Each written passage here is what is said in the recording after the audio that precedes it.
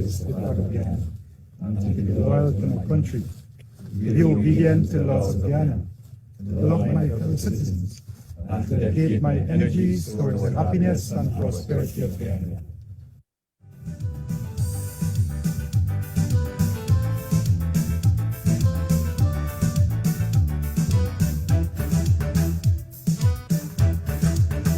We love the open country of the Rupanuni and the Essex River, daytime or night. Though we criticize it, this is our home, we love it, and we mean to keep it. We have that right. No, we ain't getting up no mountain, and we ain't getting up no tree, we ain't getting up no river that belong to we. Not one blue sake, not one rice grain, not one for us, not a blade of grass, not one golden apple, not one jamun, not a drop of water from the farmer room.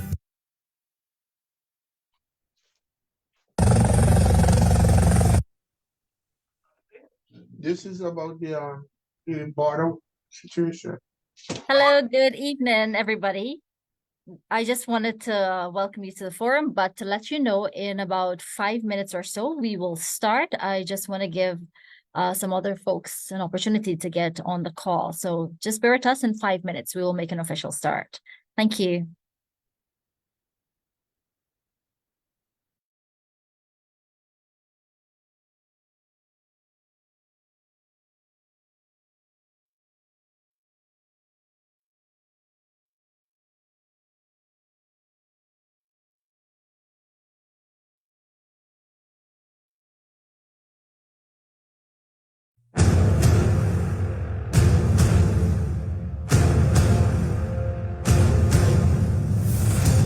I want to assure members of the public and to ask members of the public to rely only on official releases from the government of Guyana, to rely only on official releases from the Guyana Defense Force, and official releases from the Ministry of Foreign Affairs.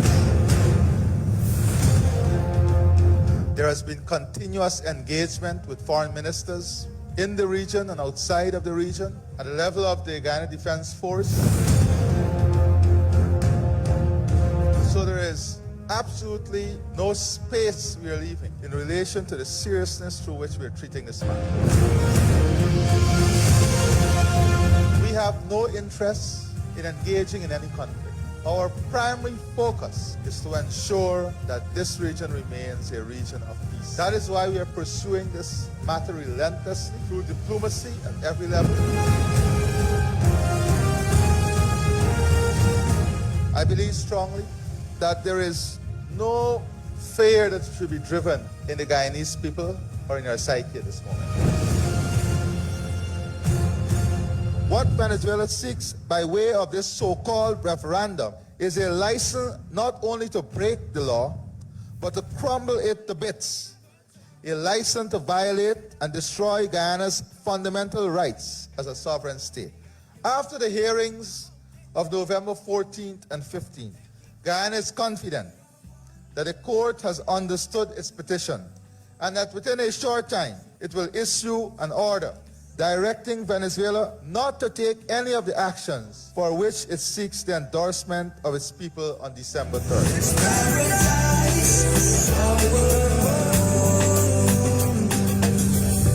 I would say to residents that we are ensuring that we take all necessary steps. We are taking all action to ensure that our territorial integrity and sovereignty is protected at all times, even after December 3rd, that we are not taking anything lightly, but we are confident that we will be able to have a situation where our territory is secured and our sovereignty and territorial integrity is intact. There is absolutely no reason to move from anywhere. There is absolutely no reason. Absolutely no reason. That is the type of fear mongering that people are pushing on social media, but there's absolutely no reason.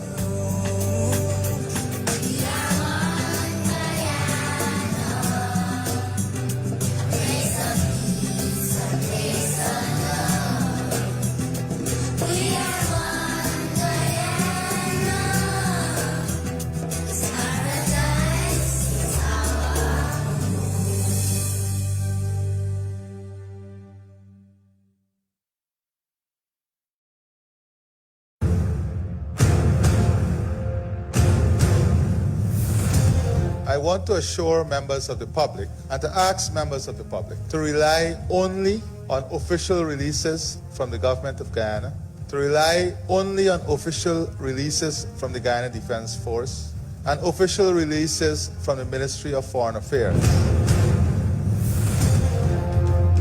There has been continuous engagement with foreign ministers in the region and outside of the region at the level of the Guyana Defense Force. So there is absolutely no space we are leaving in relation to the seriousness through which we are treating this matter. We have no interest in engaging in any conflict. Our primary focus is to ensure that this region remains a region of peace. That is why we are pursuing this matter relentlessly through diplomacy at every level. I believe strongly that there is no fear that should be driven in the Guyanese people or in our psyche at this moment. What Venezuela seeks by way of this so-called referendum is a license not only to break the law, but to crumble it to bits. A license to violate and destroy Guyana's fundamental rights as a sovereign state. After the hearings of November 14th and 15th, Guyana is confident that the court has understood its petition and that within a short time it will issue an order directing Venezuela not to take any of the actions for which it seeks the endorsement of its people on December 3rd.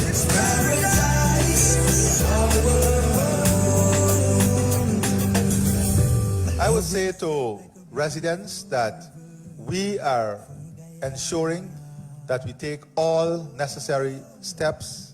We are taking all action to ensure that our territorial integrity and sovereignty is protected at all times, even after December 3rd, that we are not taking anything lightly, but we are confident that we will be able to have a situation where our territory is secured and our sovereignty and territorial integrity is intact. There is absolutely no reason to move from anywhere. There is absolutely no reason. Absolutely no reason. That is the type of fear mongering that people are pushing on social media, but there's absolutely no reason.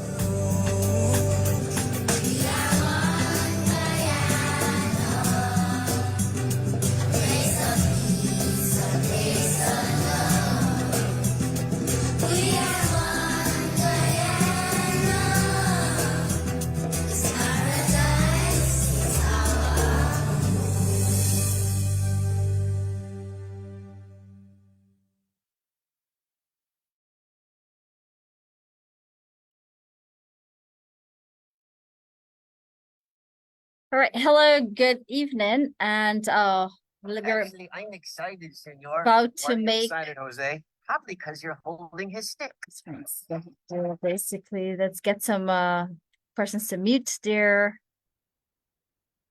microphones. All right. So we want everyone to mute their microphones before I make the official start.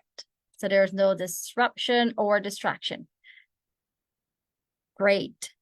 Good evening and welcome to our third virtual session for this week here, where we give updates and information on the Guyana-Venezuela border controversy. As you're aware, we have a major situation on hand where we have Venezuela is once again making claims on 2/3 of Guyana's sovereign territory. And Guyana has this case, or we have this case before the ICJ, But unfortunately, we have seen some unfortunate turn of events. And again, we've engaged the ICJ to address those matters. You will be hearing more about this instance as from our panelists for tonight. This is our third series of webinars. Last night, we engaged the New York and New Jersey Guyanese diaspora. Earlier this afternoon, we spoke to the diaspora in London, well, the United Kingdom, and several countries from Europe. And tonight we're engaging our diaspora in Canada. Tomorrow we'll be engaging the Guyanese diaspora in Florida. And the remainder of the weeks we'll be dealing with other states in the US as well as the Caribbean islands. So thank you so much for taking time out from your schedule to join us tonight, where we will share with you accurate information to dispel some of the misinformation that has been circulated within our diaspora on the issue as it relates to the border controversy. You'll be hearing from two key speakers tonight, and also after their talk or their presentation, we will have a section for the Q&A that gives you an opportunity to engage the ministers directly, ask any question that you may have or would have harbored on the border issue, and you'll get updated information. That being said, let me quickly tell you a little bit about our housekeeping rules. Again, we're making an appeal for everyone to keep their microphones muted, so that way there is no distraction or noise to interrupt the speakers. And also, if you must move around a little bit, it'll be very helpful. Also, if you just switch off your camera, if there's a lot of movement, so again, it does not cause a distraction for our speakers. So we will give you that time. And when we do come to the question and answer, they will instruct you where you can find the raise hand feature on the Zoom call. So you can use that to indicate that you would like to ask a question of our panelists. Tonight, before we get to the key speaker, we actually have with us Minister within the Office of the Prime Minister, Minister Kwame McCoy, who will just be here just for a few minutes to give you an update as to what has been happening in the country as it relates to a series of events to sensitize the entire nation on the issue of the Guyana-Venezuela border controversy. So let me just welcome Minister McCoy to the platform. And after he speaks with you, he'll take his leave. Minister McCoy? Thank you very much, Rosalinda, and good evening to all our participants from the diaspora. And indeed, it is a pleasure joining you on this webinar. And I know the diaspora unit at the Ministry of Foreign Affairs has been having a series of these meetings and will continue throughout the week. It's important that we keep the diaspora informed and engaged on this matter as it relates to the border controversy with Guyana-Venezuela border controversy. A lot of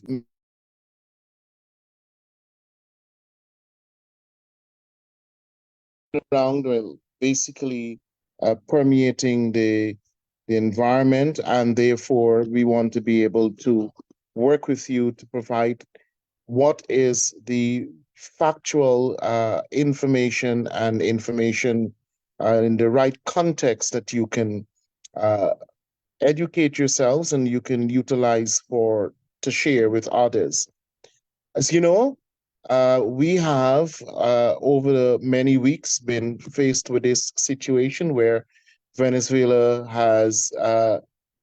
is moving towards a referendum with 5 questions, seeking to, in one of those questions, seek to annex a part of Guyana, which is the Essequibo, a matter in the border that was settled since 1899, and we know the history around the border, reopened after 60-something years by the Venezuela unilaterally, and continually they have made claims to the Essequibo. We have this matter at the ICJ, and of course, there's been several hearings, and therefore we are certain and very confident that we are in the right side of history, and indeed our actions are along the right path, because we have been pursuing over many years, all the years, a peaceful path, a solution to this issue, resolution to this issue, because we believe in utilizing the diplomacy along the peaceful course in the dealing or treating with this matter. Nevertheless, it is what it is, and our government continues to engage its bilateral partners, and I'm happy to say that we are enjoying the support of the majority of our regional and international partners. In fact, Venezuela is isolated on this issue, really not enjoying any of the support that we have as a country, all because of our approach, the diplomacy, and the manner in which we have gone about treating with this issue. And I'm happy to see that all across Guyana, in the government and the opposition, and right across our country, there is unity on this issue. We are all conscious about the need for us to defend our Essequibo and our country, and we're all conscious about us working together to send that strong message to the people of Venezuela and the Maduro administration, which is definitely in turmoil and in trouble, so much so that the opposition in Venezuela, which initially supported the referendum, is now trying to distance itself. And so more and more, they're becoming fragmented as a society.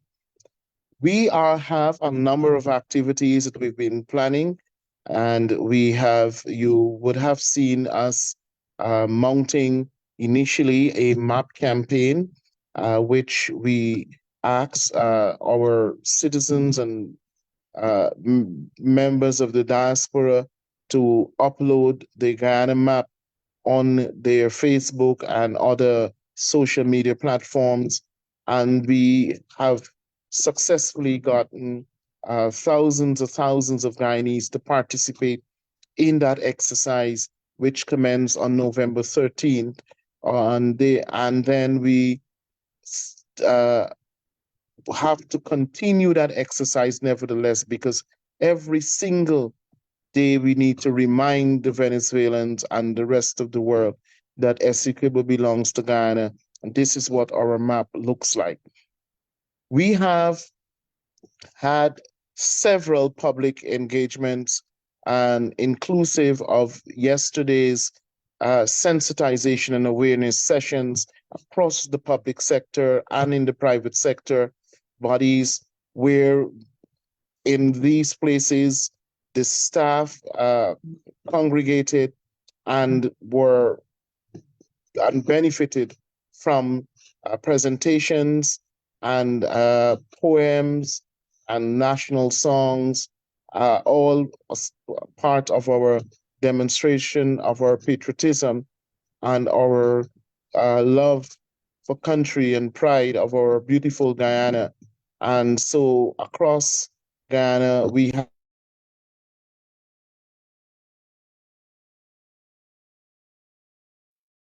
there's going to be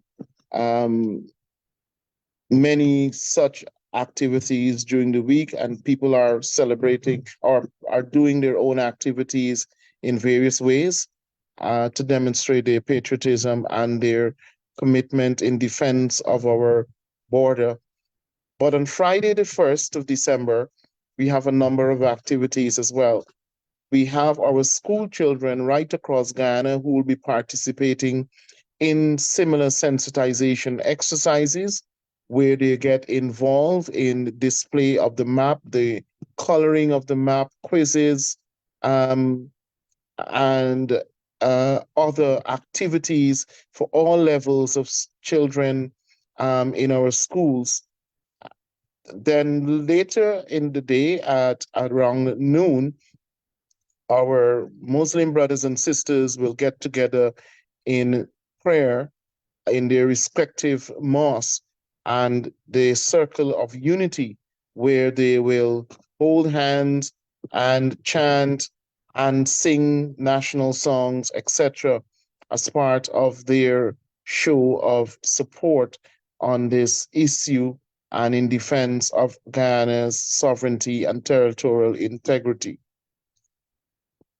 Later in the day, at 3:30, the Ministry of Parliamentary Affairs and Governance would spearhead a, a civil society forum which allows for the expression of uh, our patriotism again, and that will take place at the Arthur Chung Convention Center from 3:30 to 5 o'clock, and it is for members of civil society across our country freely joining and participating in this event.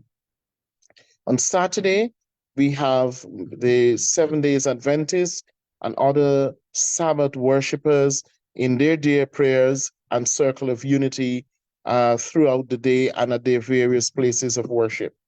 On Sunday, we have two big activities starting out at 6:30 in the morning, the Circle of Unity, which is the national event, nationwide event, where people will get together in various spaces and hold hands, sing the national songs, display their maps, display the flag, and wear their national colors, again, in another show of patriotism and in defense of our Essequibo and our border.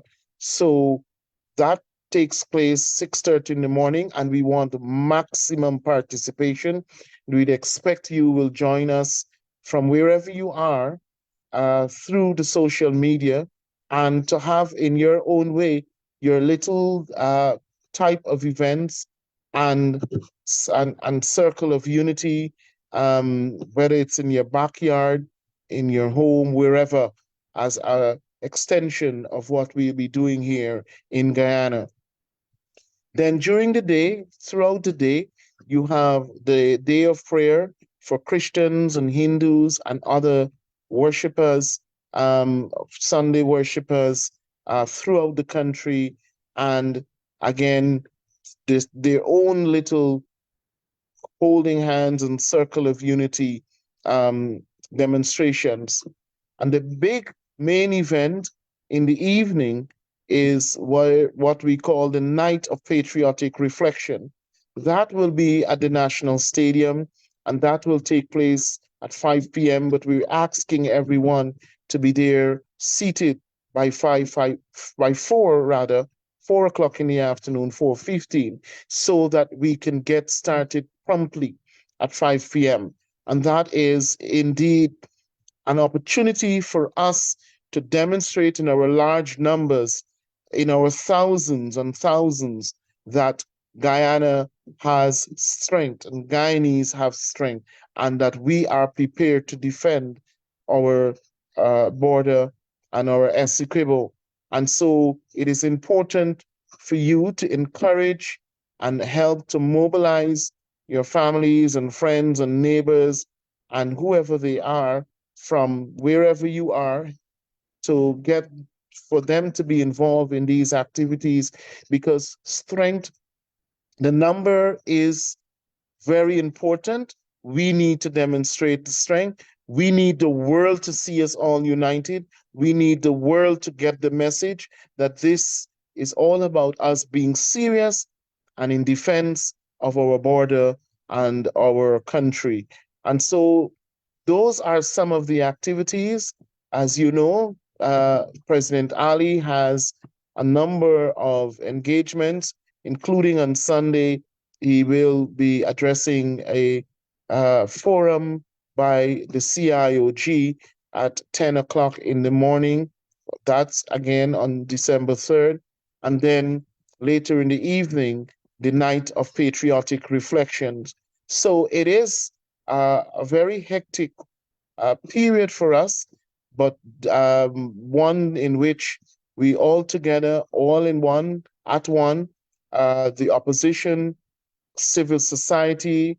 For the entire day, we were meeting with various stakeholder groups, young people, women, the religious groups, the National Two-Shows Council and other bodies, encouraging them and working through the mobilization strategy to ensure that everyone gets there at the National Stadium and participate in the Circle of Unity and all the other activities. So I want to share those with you and to have you share and spread the word and make sure that we are well mobilized and well in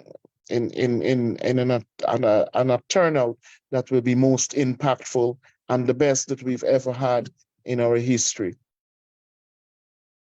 So I'd like to pause there and perhaps, unless there's any question or clarification on anything that I've offered this evening, I then would ask that I respectfully take my leave. Thank you Yeah. very much, Minister McCoy. Can I ask a question? Sure. It is incumbent for the opposition leader to be there on Sunday. Has he been officially invited by the president? The invitations are being prepared that will see its way into the opposition hands as well. Yes, Thank you, including sir. the opposition leader. Thanks. We are inviting every single Guyanese without exception, Thanks. and Is every that- group. And I have been in discussion with the opposition members, and we've shared our materials with them, and they are working in respective communities to distribute the material and to encourage people to participate. Thank you, sir. Thank you. Right. If there's no other question for Minister McCoy, he has another engagement. He will take your leave. All right, Minister, thank you very much for those updates. Thank And you, you're very Rosalinda. helpful. Thank you, and I'd like to wish you a very rest of the evening and a very good discussion. Thank you very much, Minister. We appreciate it. All right. Ladies and gentlemen, as Minister McCoy takes his leave, I'd like to introduce to you a young, dynamic minister who perhaps needs no introduction. I'd like to call to the floor now the Minister of Culture, Youth and Sports, the Honorable Charles Ramson, to make a presentation on the border controversy. Minister, the floor is all yours. So good evening, everyone. I'm hoping everyone can hear me right now. Yes, we can see you and hear you clearly, Minister. Great, great. First of all, I'm very happy to have this engagement with you. I want to thank you as well for your interest in what's happening in the country, your constant support as well. Even though you're living in Canada, you are part of Guyana, and Guyana is a part of you. And we're all connected where this is concerned.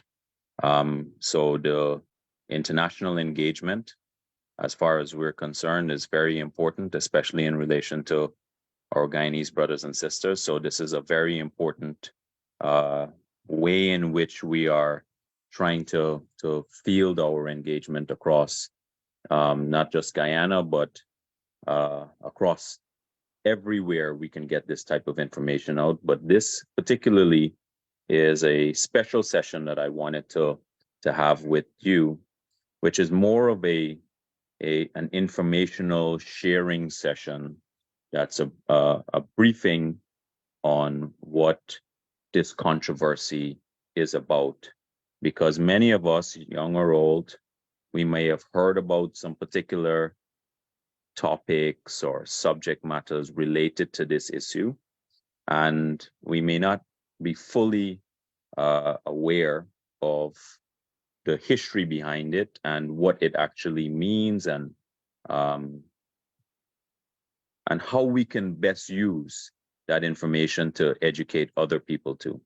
So as part of our public engagement informational session, we started to make the public more aware. So I wanted to frame this engagement in 6 broad areas. The 6 broad areas that I'm going to break down very quickly is: one is the pre-independence session, or segment, I should say, the independent segment, post-independence to the ICJ, then the ICJ, then the fifth segment would be why Venezuela, why are they doing this? And then the sixth is what can you do? So let's quickly get into some of that. Now, I prepared a little bit of a presentation. I'm not quite sure how we would be able to share the screen, but let me see if there's a way that I can do that here off of Zoom.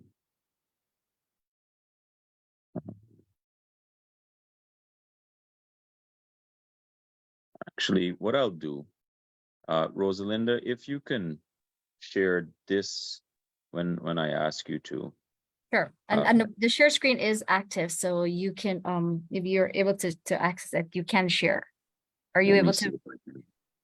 Let me see if I can do It that. is enabled for sharing. Right.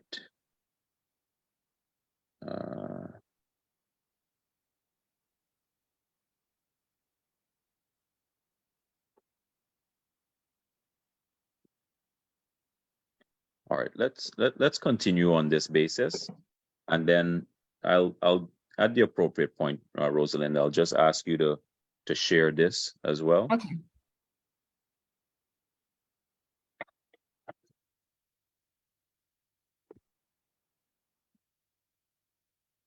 It's a map that I wanted everybody to see. Maybe you send it to me, Minister. I can populate it on the screen. I'm gonna do that to you right now. Just give me 1 minute.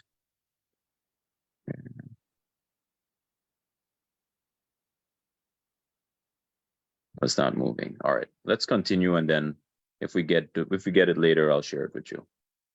So the first thing that I want everybody to be aware is that this controversy about the battle for land, the claims about land between Venezuela and what was then British Guyana has been going on for over a century. In fact, maybe going on closer to 2 centuries. And when it was British Guyana, the claim over the territory was going all the way to the Orinoco River. So it was not just about Essequibo. We know it to be this because this is what they're claiming now. And so they're attempting to say that Essequibo belongs to them. But when Guyana was British Guyana, and then Venezuela was the United States of Venezuela, this battle over this territory was all the way to the Orinoco River. And because this issue came to a head and there was a possibility of conflict, the parties were forced back then by the United States. They played a major role in forcing Britain and Venezuela to come to an agreement. And this agreement formed part of a treaty. It was a treaty called the Treaty of Washington, where the parties signed in 1897. And part of the terms of that treaty, and as you know, treaties are international agreements that are legally binding according to international law. And the part of the terms of that agreement, that treaty, was that the outcome of this arbitration was that you would have a full, perfect, and final resolution of this, so that the decision itself would be full, perfect, and final. That's what's used in Article 13 of the Washington Treaty, so that the in quotations, full, perfect, and final would mean that there is no way for anyone to reverse this. It's important to note that when this commission was set up, It was set up with 5 eminent jurists, some from Britain, some from the United States. Venezuela has had a choice of one of the justices of the Supreme Court. And it was chaired by another eminent international lawyer, justice. And at the end of it, which occurred in 1899, the decision was what we know today to be the boundary of Guyana and Venezuela. So the land going east from the Essequibo River, that belonged to British Guyana, and the land going west from the Orinoco River, that belonged to Venezuela. And they then subsequently set up a commission to demarcate the boundary, the physical demarcation of the boundary. What's important to note as well is that Venezuela claimed this as a victory. They claimed this as a victory mainly because they valued the mouth of the Orinoco River and the Orinoco territory to be of significant value, and that's what they were looking for.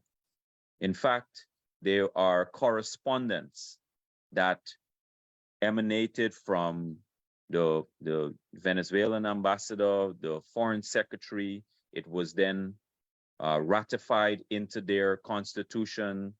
The president of Venezuela had made references at their State of the Union address. So they were very happy and recognized this boundary after the physical demarcation occurred. In fact, they set up a joint commission to do the physical demarcation, which took place from the 1900 to 1905. It took 5 years to complete this boundary. And they recognized this boundary by producing maps for 62 years. 62 years. In fact, they conducted a joint tri-junction exercise where Brazil, Venezuela, British Guyana established a pillar, a pyramid on Mount Roraima, where they were demonstrating the points at which the boundaries meet for Brazil, Venezuela, and British Guyana. So firm they were in their support of the demarcation and the settlement of this controversy back then, a land dispute. So they were very happy with that outcome for them. Now, how did this no longer become a happy situation for them? Now, a junior lawyer had dictated a note after he had received the order of liberation of some kind in I may have the name wrong, maybe Minister Gale might be able to correct me on this. He had received their national award in relation to, well, not in relation, but he subsequently, after receiving this national award. Malay Provo. His name was Malay Provo. I knew his name, but I didn't want to say it, Minister Gale, because he doesn't deserve us to remember him after the confusion he has caused.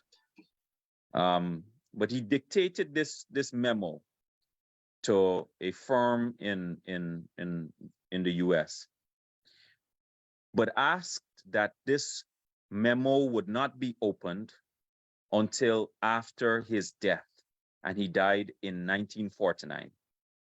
What's important to note here about this note that he dictated was that all of the persons who were involved in that commission to establish the arbitral award, all of the persons had died at that point. And in that note, he claimed spuriously that this was a cook-up between the British and the chair of the committee,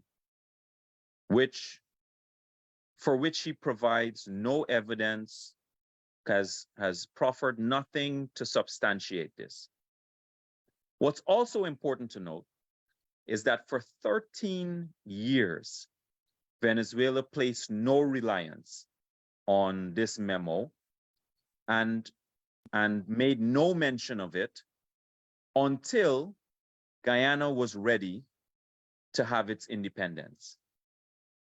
So when Guyana was ready to have its independence, that was when they started to express their avaricious interest in the Essequibo once again. And that was when the Geneva Agreement was concluded, because Guyana had to have its independence, and this issue was being raised to potentially stall the independence conferral. And in this agreement, the Geneva Agreement of 1966, February 1966, it provided for the means by which the parties would resolve this border controversy. So it provided the means by which the parties, Venezuela and British Guyana, but then subsequently Guyana, would resolve this border controversy. And after independence came for Guyana, we had set up this mixed commission. It was called a mixed commission. And it worked for 4 years, 1966 to 1970. And during this period, no evidence was proffered by Venezuela to support its claim that the award was null and void. No evidence whatsoever. In fact, if you check the record, they did not even want to discuss the claim of this memo of why they are making the spurious allegation that this award was null and void. They avoided it altogether. And this continued for the remainder of time until 1989, when we were able to get the good offices process engaged, which is a UN process. And that was a 27-year process. 27 years for which this UN good offices process was engaged. And in those 27 years, Venezuela was never able to proffer any evidence whatsoever for which they can rely on about why the arbitral award should be treated as null and void. And in 2014,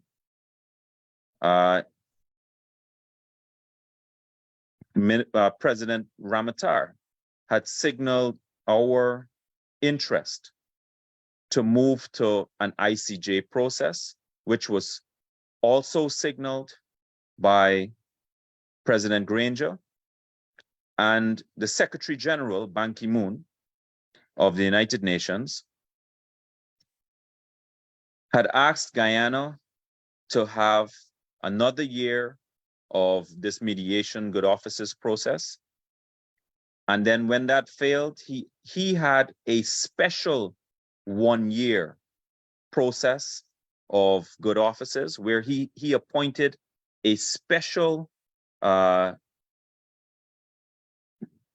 representative of the UN, this was somebody that he chose himself, so that they can try to have this issue settled. That also failed. And it was then, in that same letter, he had indicated as well that if that failed, he would refer the matter to the ICJ. And that was when this matter was taken in 2018 to the ICJ when Guyana made its application. So it was the Secretary General of the United Nations who referred this controversy to the ICJ for it to be settled. Now,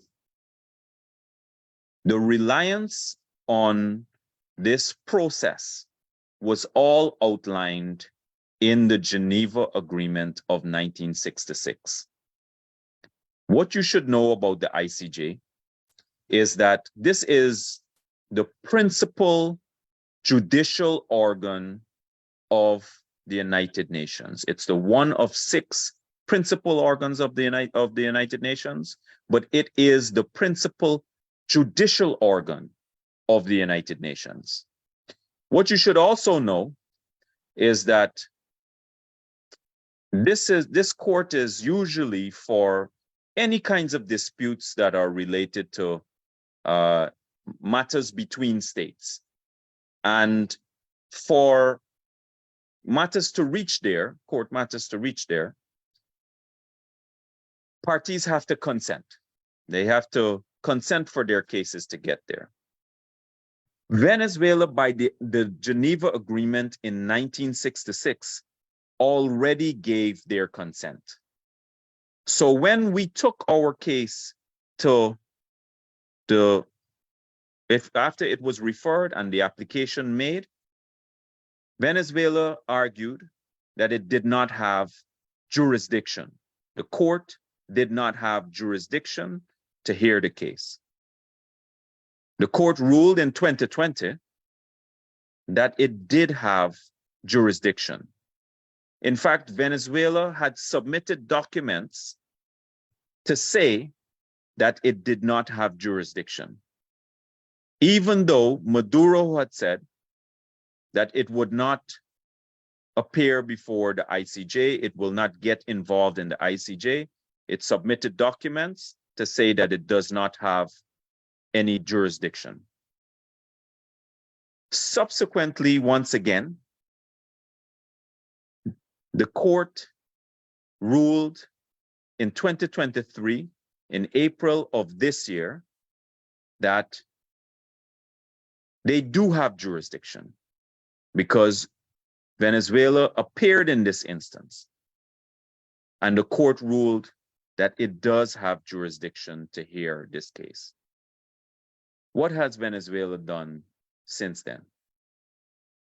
Venezuela, having realized that the ICJ will hear the case, that it will make a decision, that the decision that the ICJ makes will be binding on them, and that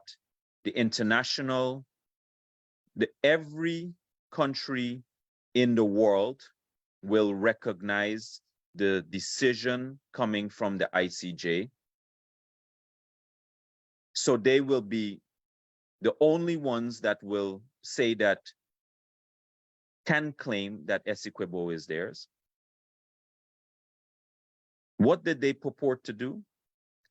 They created this sophistry, this trick to present this referendum to the people of Venezuela, where they've asked a number of questions, 5 questions, and some important bits in that referendum is that, 1, that the ICJ doesn't have jurisdiction. Now, what is a referendum? Most people know this, but I'll still break it down for the folks that would need some clarity. Any government can put any question to its people for them to make a decision. Now, that decision that is made is not binding on the government to use, but it is more often than not for them to use as the basis of their decision. However, jurisdiction in a case for a court is not a popular type of issue. It is a strictly legal issue. So whether Venezuela votes that the ICJ doesn't have jurisdiction or not, it is of no relevance. The ICJ has already determined that they have jurisdiction.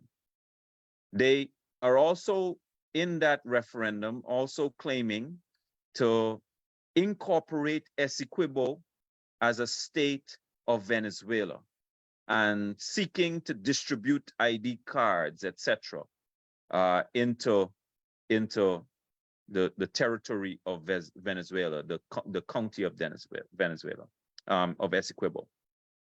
So they are using these questions, and it is constructive, what we interpret as constructive annexation. That is what this type of action is purporting to do in effect. Now, what I want to let you know is that while Venezuela is doing all of this, our international partners and regional partners have made their position very clear as a result of the actions of this government. CARICOM on the 25th of October 2023, so just about a month ago, said the following. It said, and I quote, CARICOM insists that the referendum proposed by Venezuela has no validity, bearing, or standing in international law in relation to this controversy. The referendum is a purely domestic construct, but its summary effect is likely to undermine peace, tranquility, security, and more in our region. CARICOM reiterates its support for the judicial process and expresses the hope that Venezuela will engage fully in that process before the International Court of Justice, which has determined that it has the jurisdiction in the case brought before it to determine the validity of the 1899 arbitral award, which Venezuela questions. End of quote. I am also going to quote the statement issued by Baroness Patricia Scotland on the 1st of November 2023, so just a few days ago, where she said that the Commonwealth, this is the quote, the Commonwealth stands with the government and the people of Guyana and with our partners in CARICOM in expressing our concern over the questions in the planned referendum.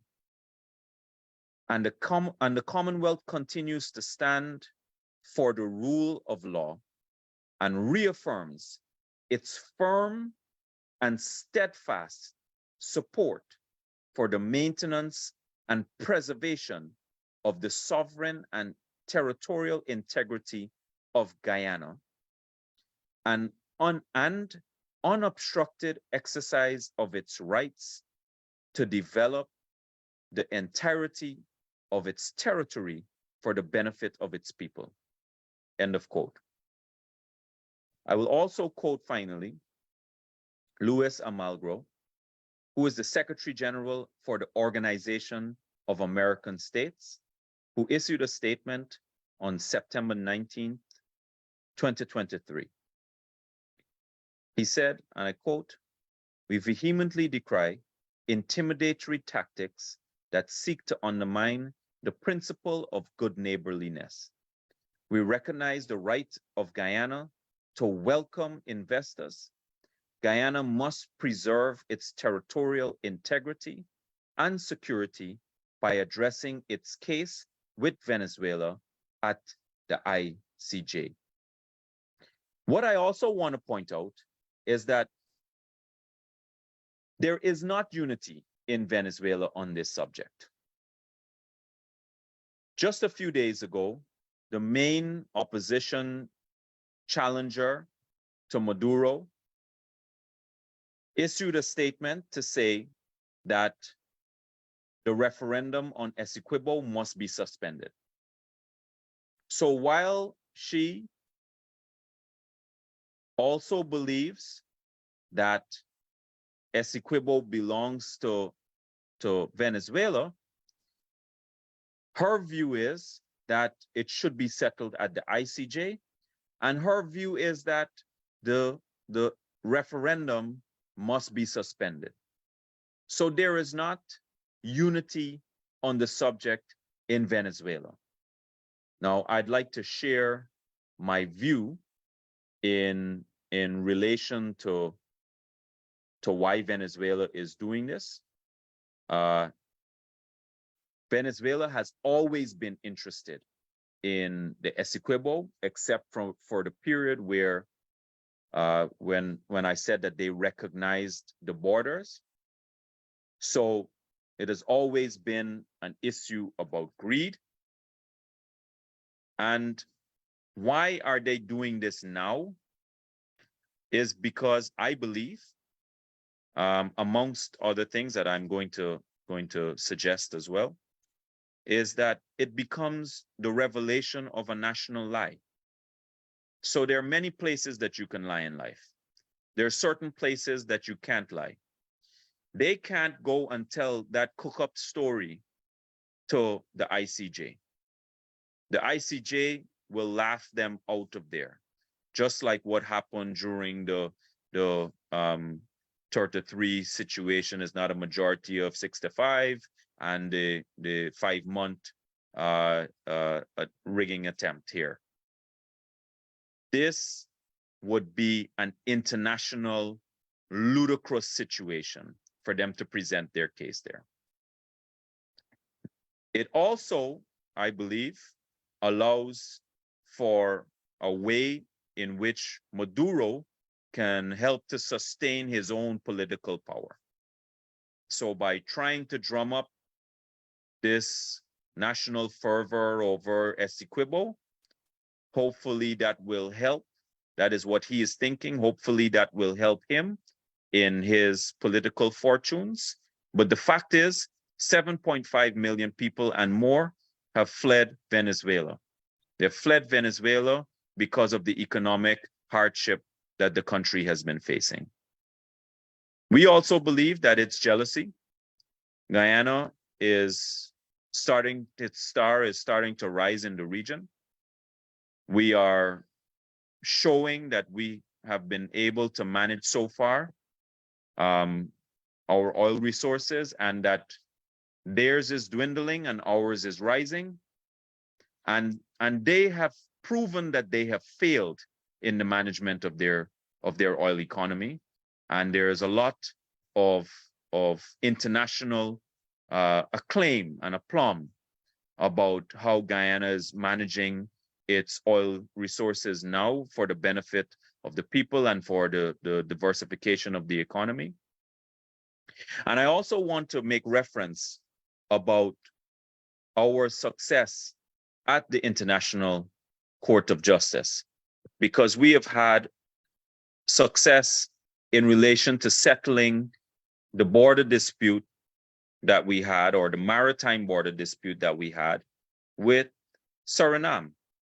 You would recall just around 2001 or 2003, Suriname had sent gunboats to remove an oil rig, and we had to take that matter to the ICJ. And when that was concluded, we were able to secure 94% of the disputed territory. And since then, the matter has been settled.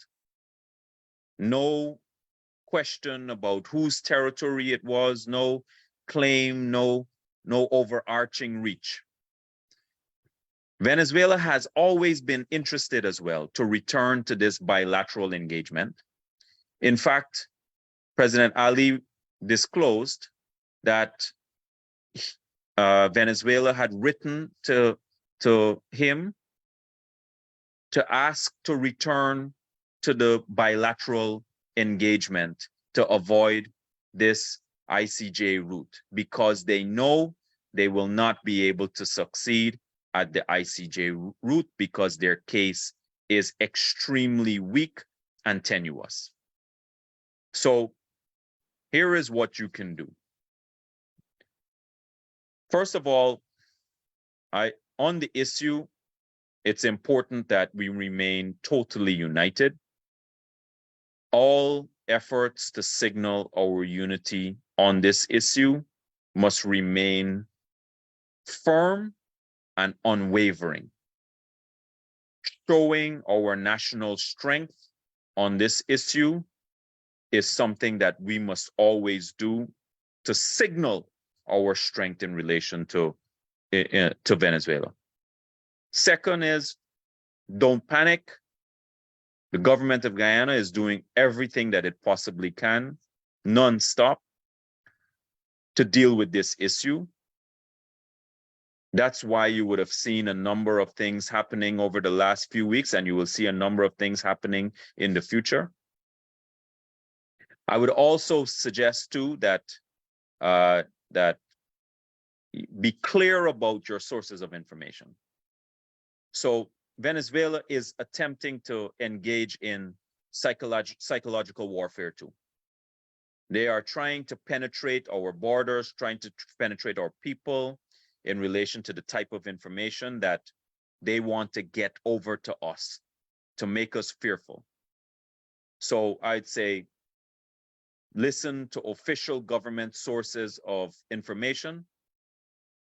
The president has said that on one of his press conferences too. And I would also say that it's important that you pass on the knowledge about this controversy. It's a controversy, it's not a dispute, and most importantly, this arbitral award was settled as full, perfect, and final since 1899. I'd also recommend that you participate in and encourage people to participate in all of the government activities that are related to this, to show clearly that this is a issue that we are not going to treat as one where we are going to take it for granted. That's something that's very important in relation to this. I know that we have 100 and something people online from Canada, so I'm preaching to the converted here. And finally, on this, I would say it's important that we remain responsible. So what I can say is that at the leadership of the government, we're very lucky that President Ali is showing the maturity, the wisdom, the responsibleness that is very important for this country to have at this point in time. He is calm.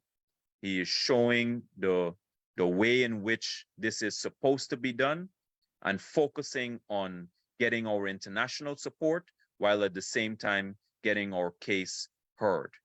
You know that on Friday, we have the ICJ is going to be delivering its ruling.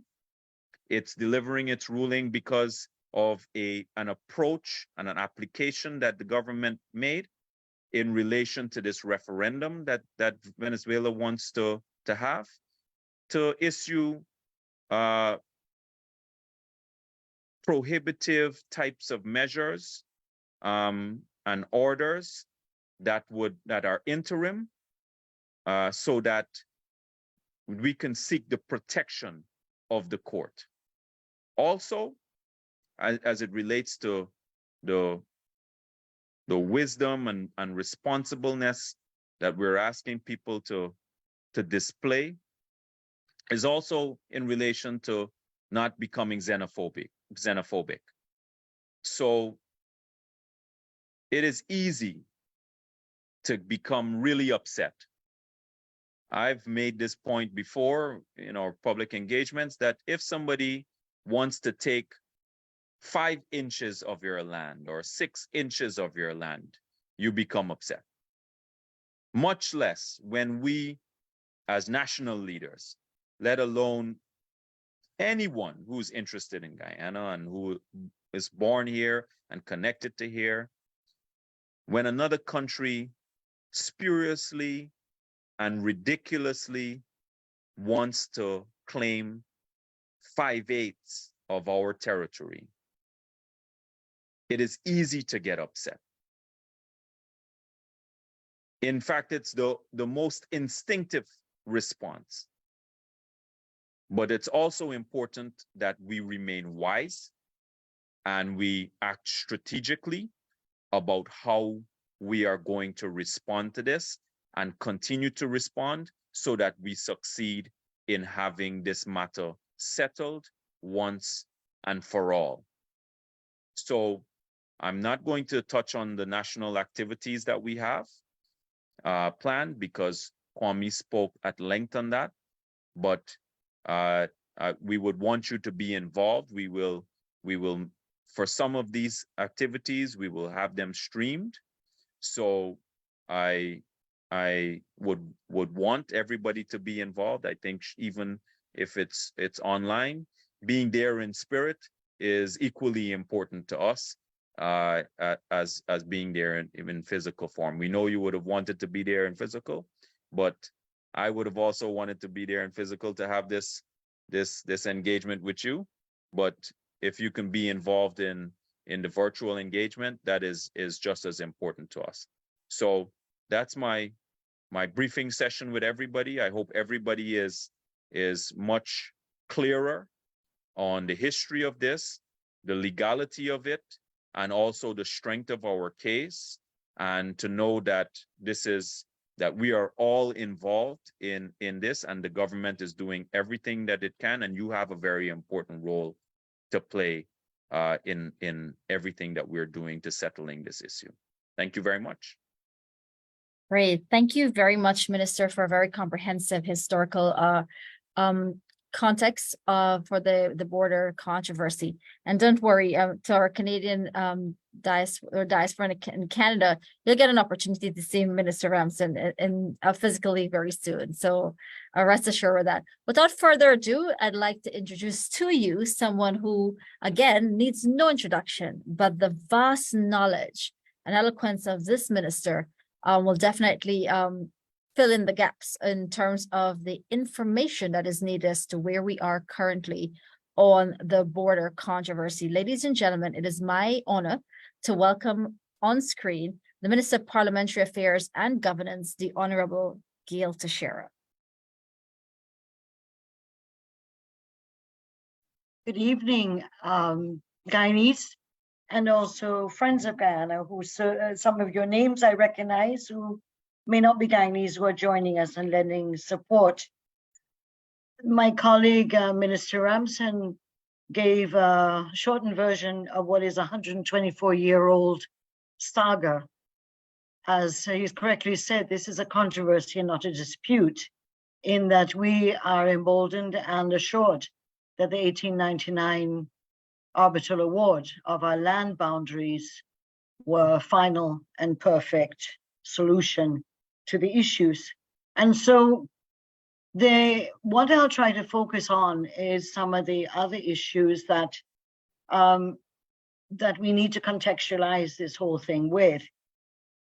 Guyana has never been an aggressor. And so if you hear some of the aggressive propaganda, and as Ramson said, the psychological warfare using the social media, the telesur, every day, every hour, carrying out an attack on Guyana and saying we're aggressors. Guyana has never been an aggressor. Probably in terms of South America, there are two countries that may be known as peaceful countries, and maybe the little Switzerlands of South America, and that is Guyana and probably Uruguay, in terms of being considered peaceful countries and countries that have never had ambitions to take over any other country than where their land boundaries are. The the irony of all of this whole thing was that the United States backed Venezuela against what was thought to be European colonial powers wanting to expand their reach in South America, and backed Venezuela in what was actually a very acrimonious battle between the United States and Great Britain, leading to the arbitration tribunal being set up and defining the land boundaries of Guyana in 1899. To emphasize that Venezuela, for 6 decades, 60 years of the 24 years of this story, upheld those land boundaries. In fact, in the Trijunction Agreement, which came in 1928 with Brazil, Guyana, and British Guyana at that time, and Venezuela, Venezuela was very tenacious in ensuring that the land boundaries as set in the arbitral award were maintained. And so the Trijunction area is in the mountain Roraima, where the 3 countries meet, and that has been upheld up to today. So that the story of how it became unraveled in 1949 with the famous posthumous letter was merely orchestrated to foster and to support elements of Venezuela who had eyes on Essequibo, 2/3 of Guyana. Guyana, as an independent country, has always chosen the peaceful path. And the Geneva Agreement was created to assuage Venezuela in a sense that its claim that the arbitral war was null and void, that there were options of how it could be addressed. And so the Geneva Agreement, which was hotly debated in the Guyana Parliament by Cheddi Jagan, for example, was that this was an attempt to not conclusively uphold the arbitral award, but provide options for the 2 countries in terms of resolving the controversy. And so the Geneva Agreement that was signed in February 1966, just on the eve of Guyana's independence, was to try to keep Venezuela from some of their ambitions at the time of independence of asserting their power over Guyana and to take the territory. The Geneva Agreement options Guyana has always abided by. And so even before independence, there was a group of experts set up between the countries to go through all the archival records and evidence to show, to find out if it was true what Venezuela was claiming, that there was this deal that was struck between the commissioners in the tribunal to cheat Venezuela of Essequibo. No evidence was found after several years of examination by archivists, lawyers, academicians, etc., between the British and the Venezuelans and Americans. And so when the 1966 Geneva Agreement was signed, a mixed commission was set up.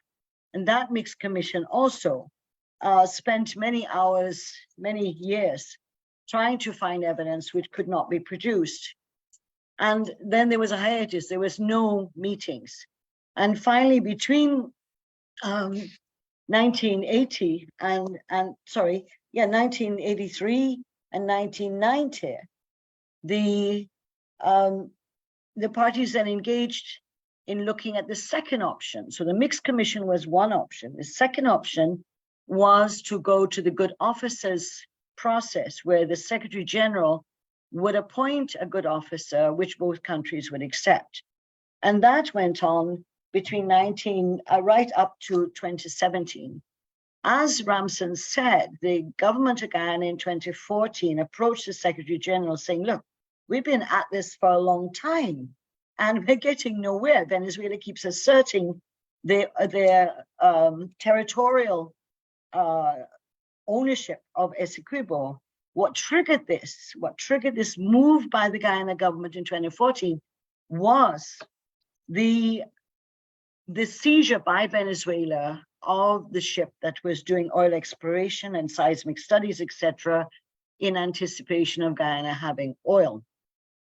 The fact that the Secretary General at the time, Ban Ki-moon, said, look, give it another chance, give it another period of time, and then established the enhanced mediation process where he himself named his personal appointee of a Mr. Naida to try to work between the two countries. Venezuela was not very cooperative and kept saying that they have the evidence but never produced it. And then, of course, we approached the ICJ. So first of all, Guyana has never been an aggressor. It has always been dealing with the peaceful process and upholding international law.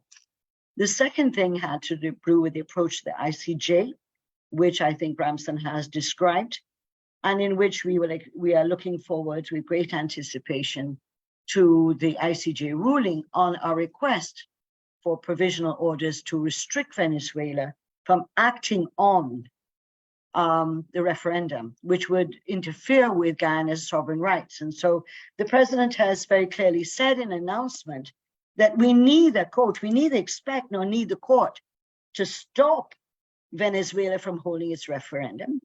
What we expect and need is an order from the court preventing Venezuela from carrying out any actions that interfere with Guyana's sovereign rights. And so it is very clear that this is what we're looking for on Friday. Venezuela obviously has rejected all of these things, but keeps confusing their people by talking about the Geneva Agreement. We have always acted on the Geneva Agreement, and the Geneva Agreement, the third option outside of all these other processes that we've exhausted over the years, is that then to go to the ICJ to examine whether the Venezuelan claim that the arbitral award is null and void. So we're not asking the ICJ to rule on what are our boundaries. We're asking them to examine and to review the claim by Venezuela that the arbitral award is null and void. And that's an important distinction that we need to recognize in our pleadings at the ICJ. Venezuela, obviously, since oil has been discovered in Guyana, is emboldened partly because of their own internal issues.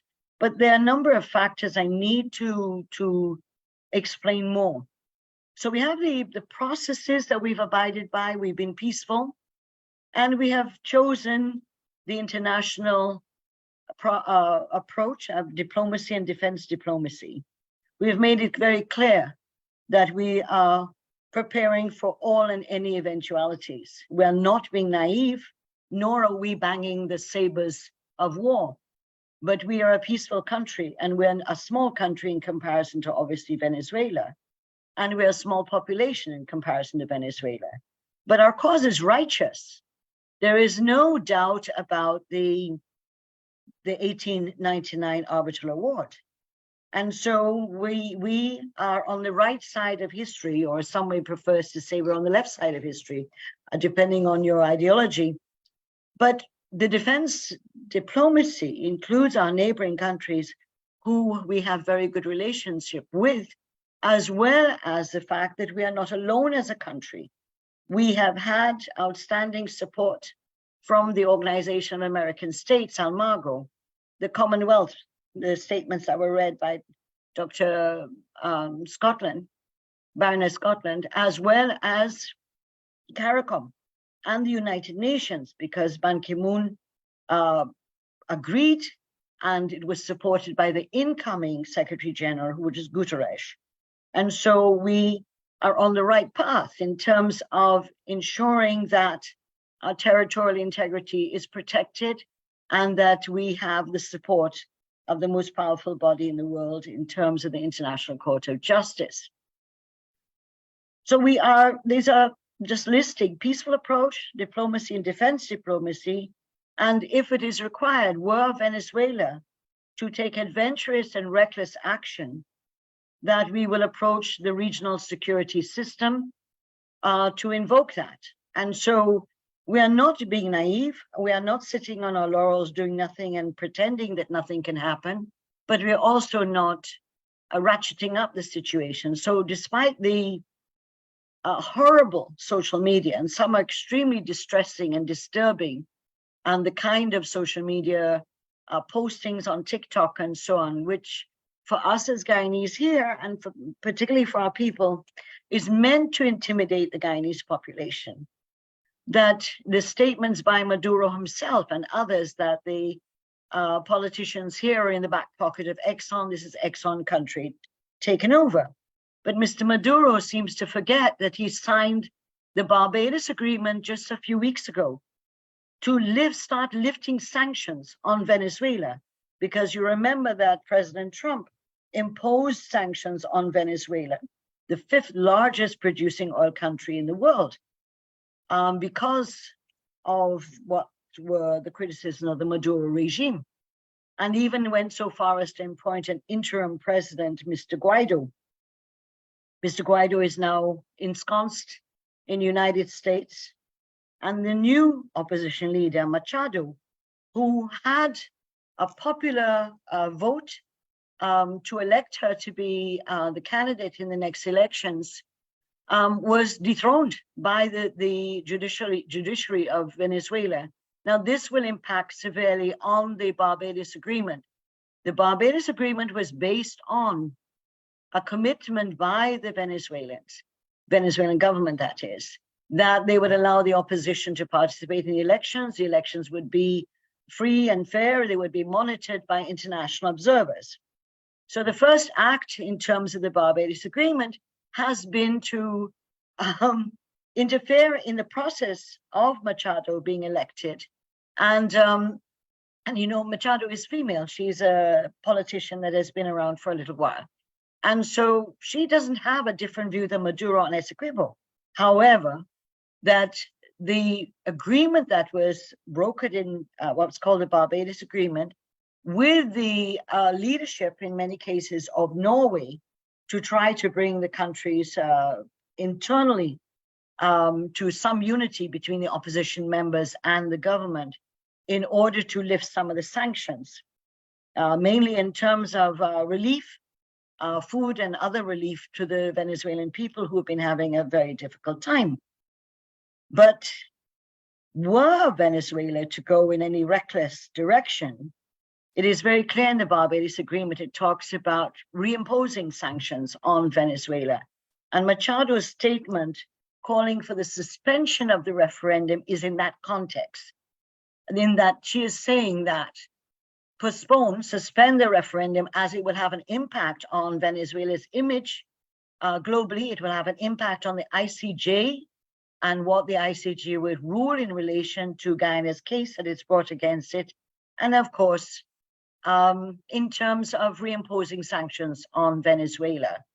So these are factors that are going on at the same time. The Barbados Agreement mustn't be taken as a piece of paper that means nothing. It actually has taken several years to come to that conclusion, where there would be lifting of some sanctions, with the view that if the first phase was maintained by Maduro, that the more sanctions would be listed from Venezuela.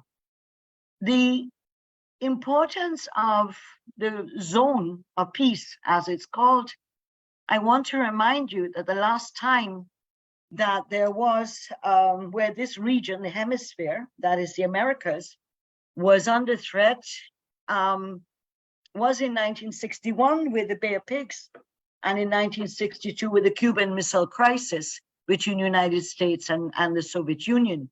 That's the last time. That is what, 61 years ago that took place.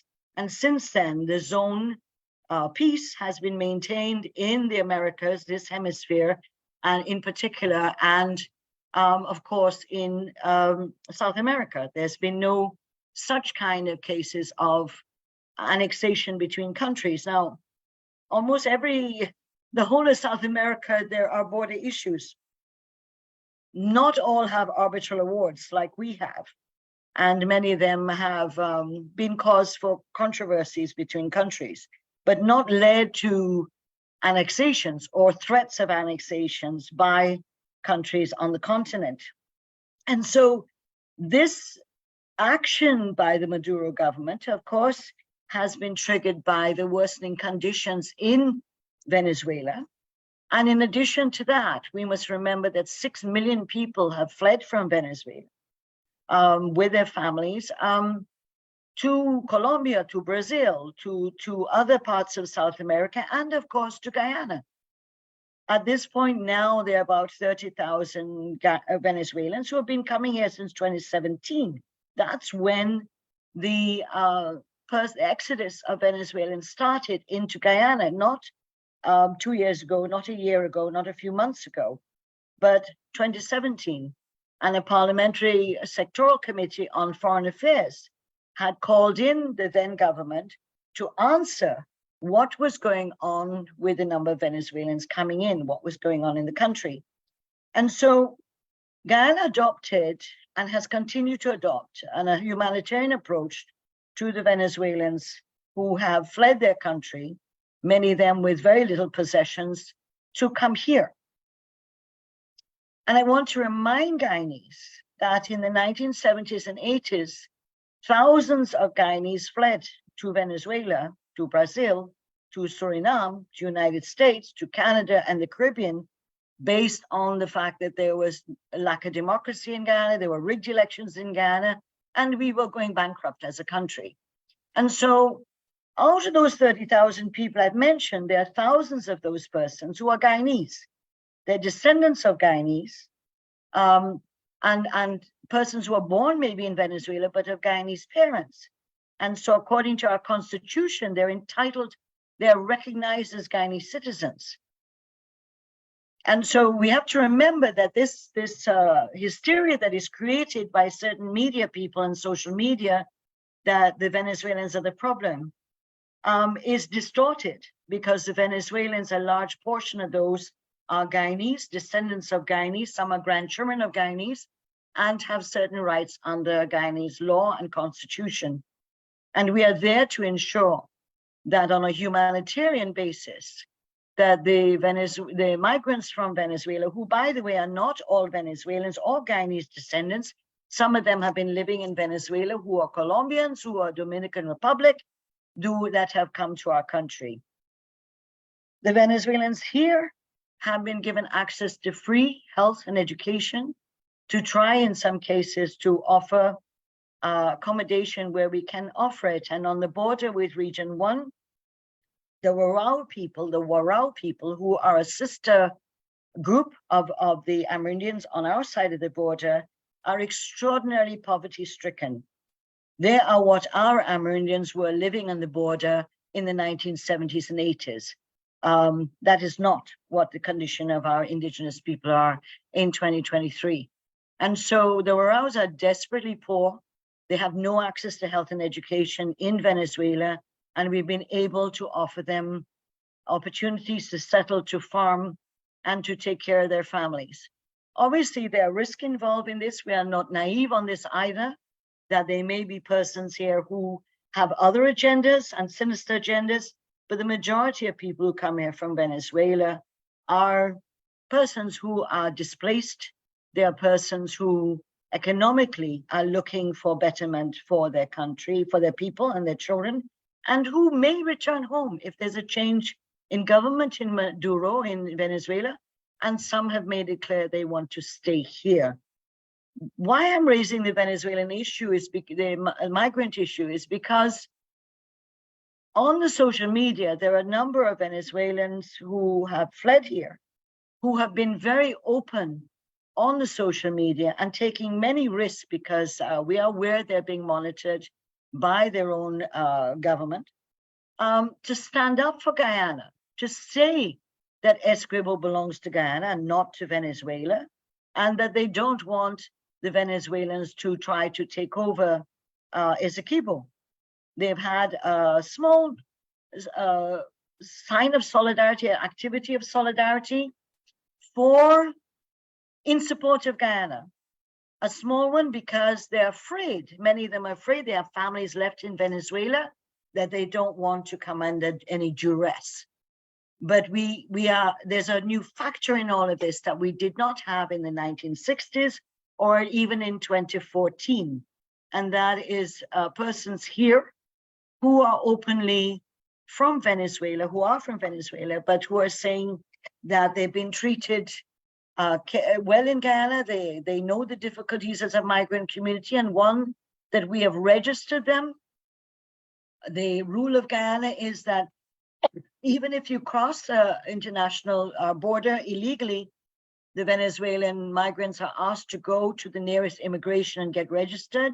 They're allowed to stay here for 3 months, and then to be able to get extensions, and they are obtaining work permits as well. So the whole thrust of Guyana is to regularize the entrance of migrants from Venezuela and allow them to not be a group of people who are in great difficulties in our country.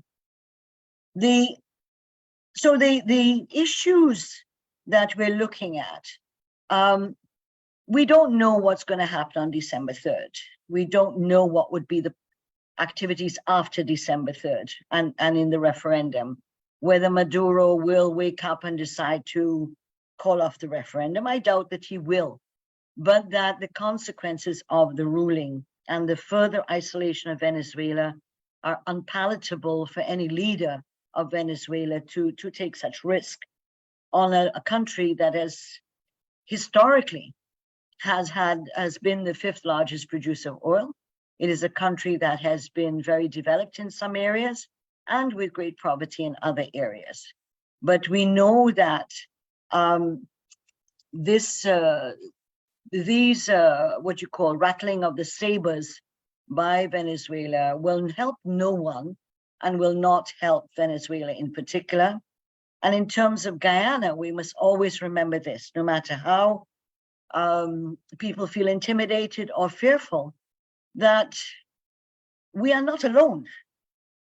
We have righteousness on our side. The 1899 tribunal is one that Venezuela cannot prove that they occupied that section of 2/3 of Guyana. In fact, the historical records of Guyana show quite the opposite. The Dutch areas of Essequibo, the way they occupied, Spain was never there. There's conquerors at that time, as you know, and the occupiers of this part of the world, the Dutch, the French, the British, and of course, Spain. And Spain was never in this part of Guyana or in any part of Guyana, actually. And so we are not alone. We must not feel as Guyanese that, you know, we're alone in the world. We're not. Just like in the 2020 elections, we were not alone. We had the world standing by us. We were on the side of the right side of democracy and the right to elect our representatives. That so too now we're on the right side of history in terms of our land boundaries have been settled 124 years ago, and that the world, there are maybe 1 or 2 countries that are waffling or not sure or don't want to come out. But the main issue is that even those that may be sympathetic to Venezuela or have good working relations with Venezuela are concerned. They do not want a unilateral, they will not support a unilateral attempt to invade Guyana and to annex Guyana. That would go against their own ideological position. So that whilst there is uncertainty, we can't predict what will happen, but what we do know is that we are not alone. We are emboldened by the support, strengthened, fortified by the support of the United Nations, the Commonwealth, the Organization of American States, by CARICOM, and many other individual countries. And the fact that our diplomacy and defense diplomacy that we have worked so hard over in the last 3 years without dealing with Venezuela, but building our image as a country and our bilateral relations and international regional relations as a good country, a good partner in the global context and in the regional context for development, sustainable goals, and democracy. What our work from 2020 to now has paid off in that in this context, we are recognized as a country that, one, is peaceful, two, stands for the zone of peace, and three, that it would be very, that it would be a great harm to not only Guyana, but the entire hemisphere of the Americas to have any such action by Venezuela. And so, as the speakers have said before, Ramson and my colleagues Ramson and McCoy, is that we are showing here in our country a level of national unity that we haven't probably seen for a long time. Of course, there are naysayers amongst us. Of course, there are those who would like to poke fingers and find holes in what we do. But today, probably in the last week or so, the level of national unity, the level of the flag everywhere you see it, there are children, people of all different ethnic groups and religions, and Christians, Hindus, and Muslims, the private sector, the labor union, the women, and youth. There is a tremendous movement of national unity in the country that can only bode well for our country in the future, not only on this issue of Venezuela, that we are united. The national debate in the National Assembly on the motion that was unanimously supported by the government and opposition is an indication of what is a historical reality and a historical fact, that the governments of Guyana historically have always, whether what is now APNU AFC or PNC or PPP, have always stood for Guyana's territorial integrity and sovereign rights. And so that has not changed. It doesn't mean that the opposition may want to quib on some issues, but the point is that the Guyanese nationals and those who are living in our country, who are not Guyanese, who may become citizens in the future, who may continue to be permanent residents, or that they see this country as having amazing opportunity, that has an amazing, this is a country that is being claimed to be one of the fastest growing country. We have the record at the global climate change, and where our president and vice president are attending in terms of climate change, which we take as very important. And so this is a country that in 1990s, certain powers of the world said Guyana was not geopolitically important, that when we were going through all sorts of tragedies and trauma internally in our country, we were considered of no geopolitical importance. Today is different. 2023 Guyana is different. The development of Guyana is different. The way in which we're progressing is different. You can see change every single corner of Guyana. And for those of you who may have visited for the CPL and for the victory at the cricket CPL, that you would have seen the development everywhere that you're going. So Guyana itself is changing. Our context has grown. We're making quantum leaps, and we also are positioned in the region in terms of food security, our position internationally on climate change, and in terms of the fact that we are one of the most pristine forests left in the world. We're a carbon sink, that we have one of the lowest deforestation in the world. These are all issues that put Guyana into a very interesting context globally that we were never in before. And so this is not to, blow your trumpet, but the fact that today in Guyana, different factors are at work, different variables at work that were not available to us in the 1960s, coming into being a colony, nor in the 1970s and 80s, nor in the 90s.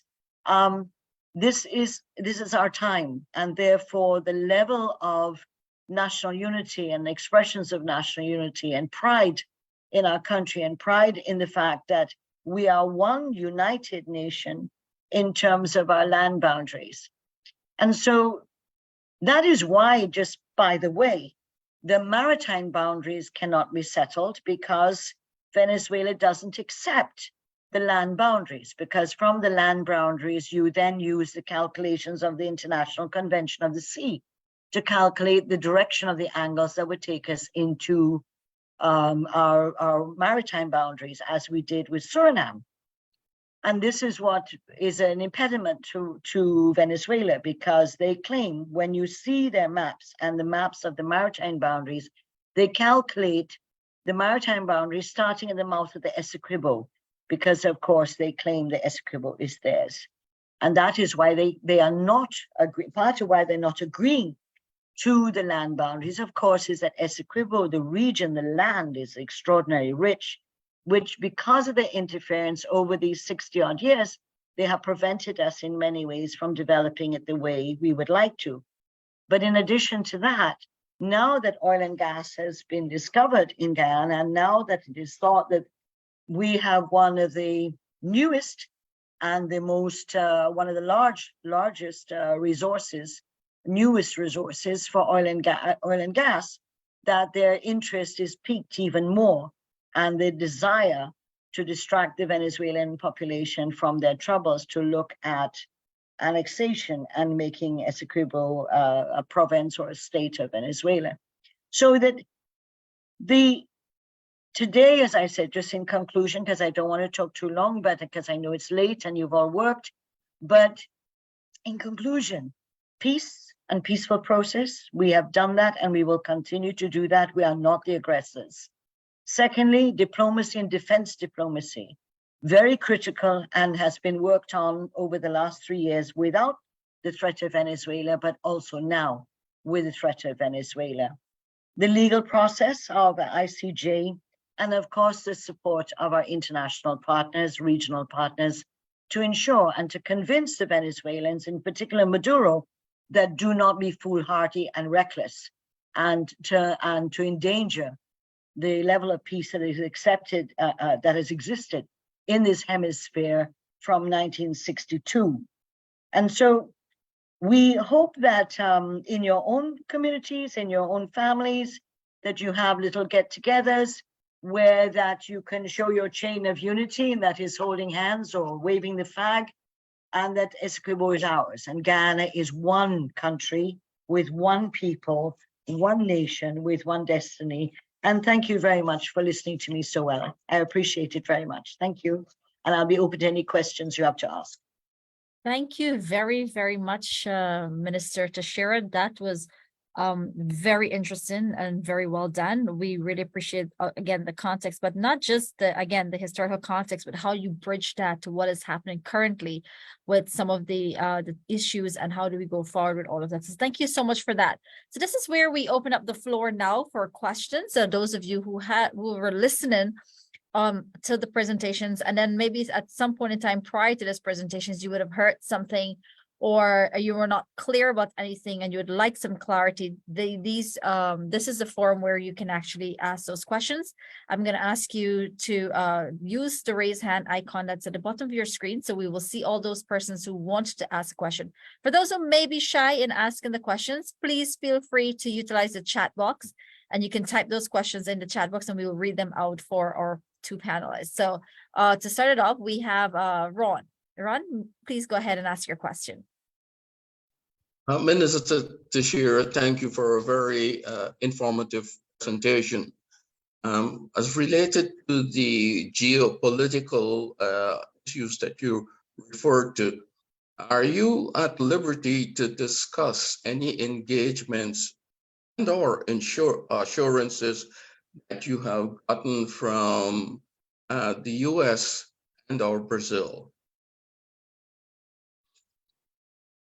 You may have noticed that in this week that a number of our defense diplomacy cooperation is reaching fruition in terms of presence of the US, I have to remember the correct name, I don't want to say it wrong, in terms of some of the bilateral technical cooperation between the US Army and the Guyana Defense Force, as well as the Brazilian Defense Force and Guyana, in terms of what were many events that were planned long before Venezuela started what you call ratcheting up the tension between the countries, which started in September.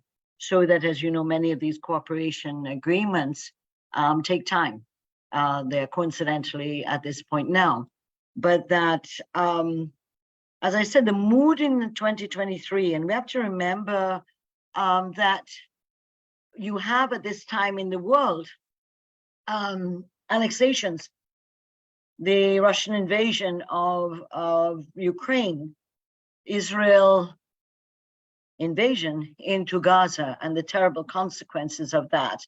We've seen also the level of war going on in the Sahel and, of course, in other countries, so that the world is I think after Gaza in particularly, and what has been happening in Gaza, that doesn't want to stomach another theater of war.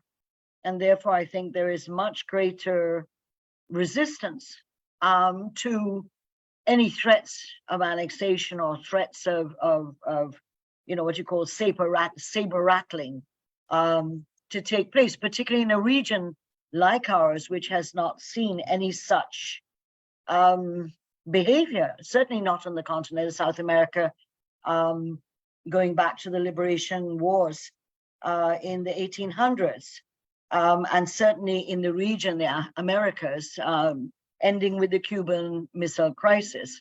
And so this is not a region that has a stomach nor an interest in that. And I think the great powers of the world have their hands a bit full right now, so they do not have an interest in a new theater of war opening in conflict between countries opening in this part of the world.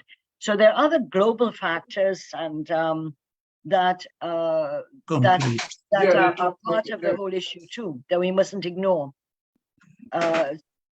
You know, so I just wanted to add that the mood of people, the mood of countries, particularly those who may be supporting other conflicts, whether they want to take on an additional conflict. And certainly the leaders in the South America do not have appetite to this, and certainly recognizing that there is border disputes in almost all the countries around South America. This would be a very bad, how do you call it, precedent been set with Venezuela were to annex Guyana or 2/3 of Guyana, because that will make all the other South American countries very nervous, as every one of them has a border dispute with each other going back to Spanish and Portuguese times, colonial times. If I may follow up, Minister, I was speaking, you touched on one of the issues that I already had at the back of my mind, and that is the annexation and particularly the Russian Ukraine war and the removal of Russian oil and gas, leaving somewhat of a deficit in the world supply at the moment. Guyana is arising in that area, but they're still putting in facilities. Venezuela being the number 5 at one time, I don't know how difficult it would be for them to ratchet up supply again. But it seems to me that there would also be those concerns. And sometimes we have some fair weather friends in the world who say one thing and then, you know, change their mind very quickly. And so, is there anything you can comment on them? Remember, I'm not a Farsi. I remember what the word Farsi means in Guyana Creole. I don't see into the future. I'm not a, how do you call it in looking at the globe? To see into the future. The crystal but ball. We say crystal ball. I'm not a Farsi. There are many, or Sifar. Thank you, Ramson. But we look, politics and international politics, it's realpolitik. Your friends can become not so much friends and even to become enemies, and vice versa, even in politics locally. So that we can't foretell these things. What we do know and what we do look forward to is the ICJ. The ICJ ruling will be critical because Maduro in particular, and those who are supporting him in his government, will have to do some real mind searching as to how far they wish to go. We quite believe that the ICJ will make a provisional order in terms of, because the ICJ itself does not want to be trying to make to deal with a case where it just evaporates by annexation. This would be a great violation of international law. But I think that there are many factors that could happen here. There are many variables that can happen here. So you can gain more friends that are persons who are also on the side right now, not making decisions. So these are not all the factors. In politics, you keep a list of variables that are unpredictable, that you're not sure of how they could play out, and you try to work to make them play and to support your position. That is partly of what we're doing, not only in terms of diplomacy, but in terms internally and with those who may have different views than ours on the issue.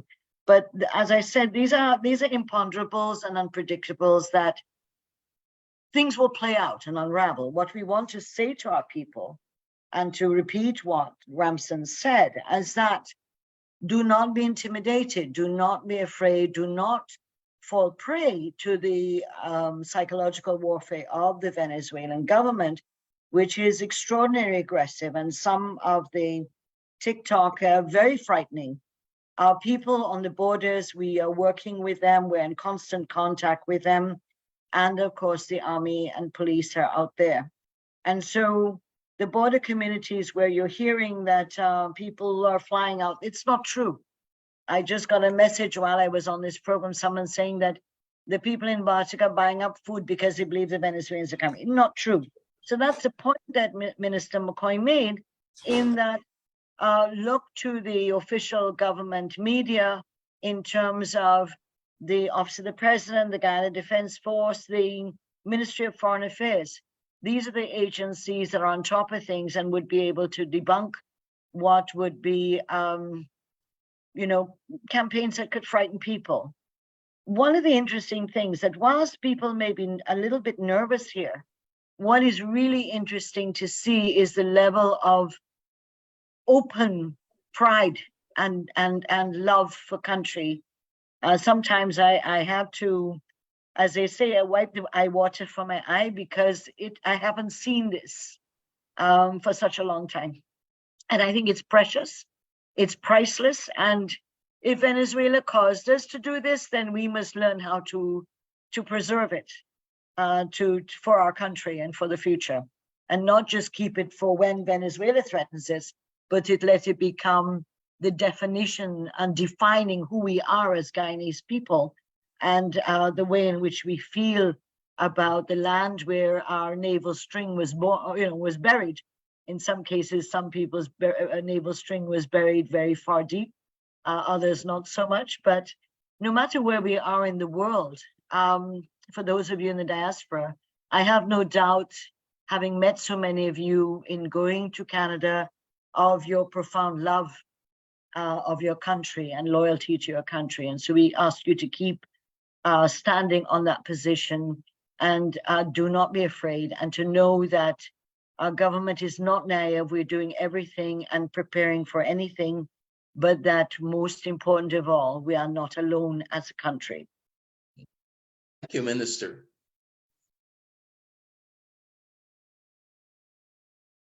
Thank you very much. We have Roger Saw with a question. Proceed with, please. Hi, good evening, Minister Teixeira and everyone. I wonder if you can comment on the sort of reports we've been getting from our embassy in Venezuela with respect to the actual temperature on the ground there, how they've been dealing with obviously what must be a hostile situation there, and just sort of getting a perspective from inside that country, because with respect, we immerse ourselves in the Guyanese perspective, but I think it would be interesting to know what the Venezuelan perspective would be like. It's hard to tell. The Venezuelans have been taught from the time they were children, taught at school, that the Zona de Reclamación, 2/3 of Guyana, Essequibo, belonged to them. And they were being cheated out of this by the British colonial powers and the US imperialism. And so one cannot think that people will dismiss this. That is what they've been trained in school for the last 60 years. And so I am not particularly surprised. Telesur and the propaganda machinery of Venezuela has been extraordinarily busy. It is constant social media presence, working on the Venezuelan people themselves that are resident in Venezuela, but also used as an intimidatory machinery against the Guyanese people, and trying to convince their Latin American counterparts that they are right. And so I'm not surprised that there may be, in some cases, you see the videos of people shouting and running through the streets, led by what you call the National Guard, with their uniforms on, saying Essequibo is ours. And so that has to have some impact on Venezuelans. But again, I repeat that 6 million more Venezuelans decided to leave Venezuela between 2017 and now, and the numbers have grown. There are many of those who are in other countries illegally. And so 6 million people, probably that means about 3 million voters less. And that must not be ignored. And that is what frightens the Venezuelan government, in that despite the propaganda, people are leaving Venezuela every single day because of the difficulties, and now because they're afraid of war. Ordinary people don't want to get involved with war, and you have to remember, the border communities are just looking at each other. The border points in Cayuni, it takes 7 minutes to cross the river. I've been there. You go to Imbatero and the areas in Region 1, Northwest.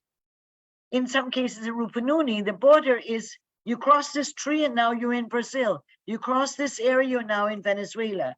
There's no big fence. And so for those border communities, probably on both sides of the fence, both sides of the border, there is great nervousness and fear.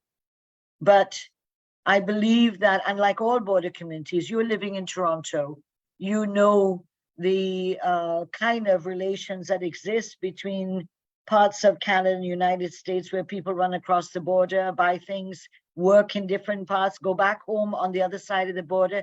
It's exactly the same here. Exactly the same here. People go to school on one side of the border and work on the other side of the border. They benefit sometimes from the social benefits from both countries. It is not different than here. And those people, in many cases, have the greatest to lose. And so there are many variables at work. And certainly, as I said, the propaganda machinery is very well oiled and is working 24 hours a day. So you can't be surprised that there are sections of the Venezuelan population who are in support of all this. But that at the same time, there is a silent group, how large, I cannot say, who do not want conflict, who do not want war, and who are fearful that any kind of conflict like with this, as Maduro is proposing, could worsen the conditions of their lives and make the economic activities worse. And that is a silent group that's going to be very interesting to see how they behave. But the Venezuelans will do what they have done in the simulation exercise on the referendum, to say this was a historic turnout never seen before in the history of Venezuela, and to be able to say that they opened and kept the the polling stations under the simulation open until the last person voted at night. That will happen again on the 3rd. They will say the same on the 3rd, even if there's a relatively reduction in the number of people voting that Maduro expects. So, I mean, there's certain factors we can't be responsible for. What we're responsible for is our territorial integrity and our sovereignty, and that's our number one issue. The Venezuelans ultimately will have to take care of their own internal business, and they'll have to deal with who will be their next government. Will it be Maduro? Will it be Machado? Will it be someone else? That is their decision that they will have to make. All right, thank you very much, Minister. I have two questions for Minister Ramson from the chat box. The first question, Minister Ramson, is, could you give the three other referendum statements? You touched on two of them. Someone is asking for the remaining three. And secondly, how are the international platforms being used to inform the world about the border issue? And can Guyana benefit from this? I don't have the first two off the top of my head, but we can pull it up online if you give me a minute, or you can Google it too.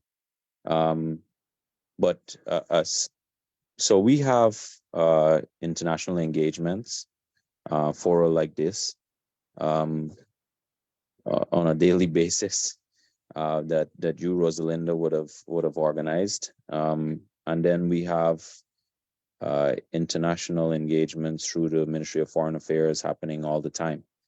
So what I can say is that we're using every single possible avenue that we can to advance our case, so that all of the measures available to us that would help in achieving what we're looking to achieve, that is both deployed, advanced, and obtained. Very well. Thank you very much, Minister Ramson. I have two questions here for Minister Teixeira. And by the way, for some of the persons who would have put their question in the chat box, where there are similarities in the question, I'm just going to ask one of them rather than to repeat that. The first question is for Minister, is if after the referendum— Rosalind, I found the questions, the five questions. Do you want me to go ahead with those? Yes, sure. So, Ramson, the questions are the following. Number one, do you agree to reject by all legal means the fraudulent claim presented in the 1899 Paris Arbitration Award aiming to deprive us of Guyana-Essequiba? Number one question. Number two question, do you support the 1966 Geneva Agreement as the only valid legal instrument for a practical solution to the Venezuela-Guyana controversy over the territory of Guyana-Essequiba? Three, do you agree with Venezuela's historical stance of not recognizing the International Court of Justice jurisdiction in resolving the territorial controversy over Guyana-Essequiba? Four, do you agree to oppose through legal means Guyana's claim to unilaterally dispose of a sea pending delimitation illegally and in violation of international law? Five, do you support? So the two questions we've brought that we have kept referring to now, this is the one, number five. Do you support the creation of the Guyana-Essequiba state and the implementation of an accelerated, comprehensive care plan for the current and future population of that territory, including granting citizenship and identity cards in accordance with the Geneva Agreement and international law, thereby incorporating said state into the map of Venezuelan territory? Those are the five questions in the referendum being put to the Venezuelan people. Okay, I hope that helps. Yes, thank you very much, Minister Teixeira. And Minister, I have a question here for you. If after the referendum on December 3rd, and if the ICJ rules in favor of Guyana, what option is available to Guyana if Venezuela defies the ICJ and mobilizes military troops on our border? Remember, we are now a member of the UN Security Council. I keep saying we're not the same as we were in 1980s, in 1999, in 2001. This is 2023. Guyana is now a member, a non-permanent member of the UN Security Council. And whilst we expect that the ICJ, as I said earlier, cannot rule anything other than to be able to prevent any country from taking a position of that would violate the sovereign rights of another country. We are a member of the UN Security Council where the issue of such an issue would occur. So that December 3rd, as we keep saying on the program, the issue of eventualities, that we're preparing for all eventualities, and including what would be the United Nations UN Security Council, for example. We cannot sit with a crystal ball. There are many things we can anticipate could happen. The ICJ is going to rule on Friday, December 1st, at 3 o'clock Geneva time, the Hague time, which is approximately, I think, around 10 o'clock Guyana time, which might be around 11 o'clock your time, because I think you're an hour. Is it behind or ahead? You're an hour behind. You're an hour, we're an hour ahead. Yes, so that you can check the time out and it will be live streamed. You can listen to it. So that we expected that they would have ruled before December 3rd. And as I said when I was speaking earlier, that Venezuela will have to think hard, very hard, about what it's going to do if the ICJ stands up for Guyana and issues a provisional order. It will have to think deep and hard, and it will cause many partners, allies, formerly of Venezuela, to start putting a lot of pressure, even more pressure on Venezuela. And of course, I said earlier, the Barbados Agreement, that the Americans have made it very clear. The lifting of sanctions is conditional on abiding by the agreement. And so the Americans have indicated that were there to be any untoward behavior that would threaten international law and also the peace in the region, that sanctions could be reimposed. So there are many moving variables taking place at this time. So it's hard to predict, but it's extraordinary. If you weren't Guyanese, to be extraordinary, it would be an extraordinary experience to sit and analyze this. But it's not, because we are the Guyanese and we are here and they're the ones claiming Essequibo, so that we're in a different context. But I think that we have to be careful not to try to answer all the questions. We can't. But what we can answer is that Venezuela is threatening international law. It is threatening the annexation of a peaceful nation that's done them nothing, in which they have no legal basis, that their claims are on an unproved, unprotected, unfounded claim to 2/3 of Guyana. One last comment, Razul, I think that people may want to know is how long the ICJ process could last. Yes. The ICJ process is outside of what we went for a provisional order, which we hope to listen and hear on December 1st. We went to the court, we put our case and submitted our memorial, which, as far as I know, is available in regards to our position that the 1899 award is it is the land boundary. It set the land boundaries again. It is inviolate, and so it is important for us to recognize that at this point that we now went in November last year when Venezuela challenged the ICJ on its jurisdiction to hear the case. It was rejected for the second time. The ICJ rejected, in the first case, said that it did have jurisdiction. Venezuela was given opportunities that is rare at the ICJ to come forward and to be given another chance. It never submitted a formal memorial or counter memorial to Guyana and challenged the ICJ that it did not have jurisdiction. The appeal was heard and rejected in this year, April. We argued it in November last year. So Venezuela in April was given until April 2024 to present its county memorial. And I think that is where, to elaborate on the point Ramson was making, is two things. One is the elections in Venezuela, and two is the fact that they have never, from the 1940s, been able to show any evidence that the claim that the arbitral war was a deal struck, improper behavior by the commissioners, and that the deal was struck to cheat Venezuela of the 2/3 of Guyana, that issue, they have to prove that. And they have to do it in April 2024 with the facing of elections coming up.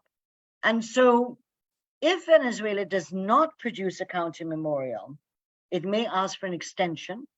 But if it rejects the presence of the ICJ and says it, as the referendum is calling on the Venezuelan people to do, then the ICJ will then continue to hear the case.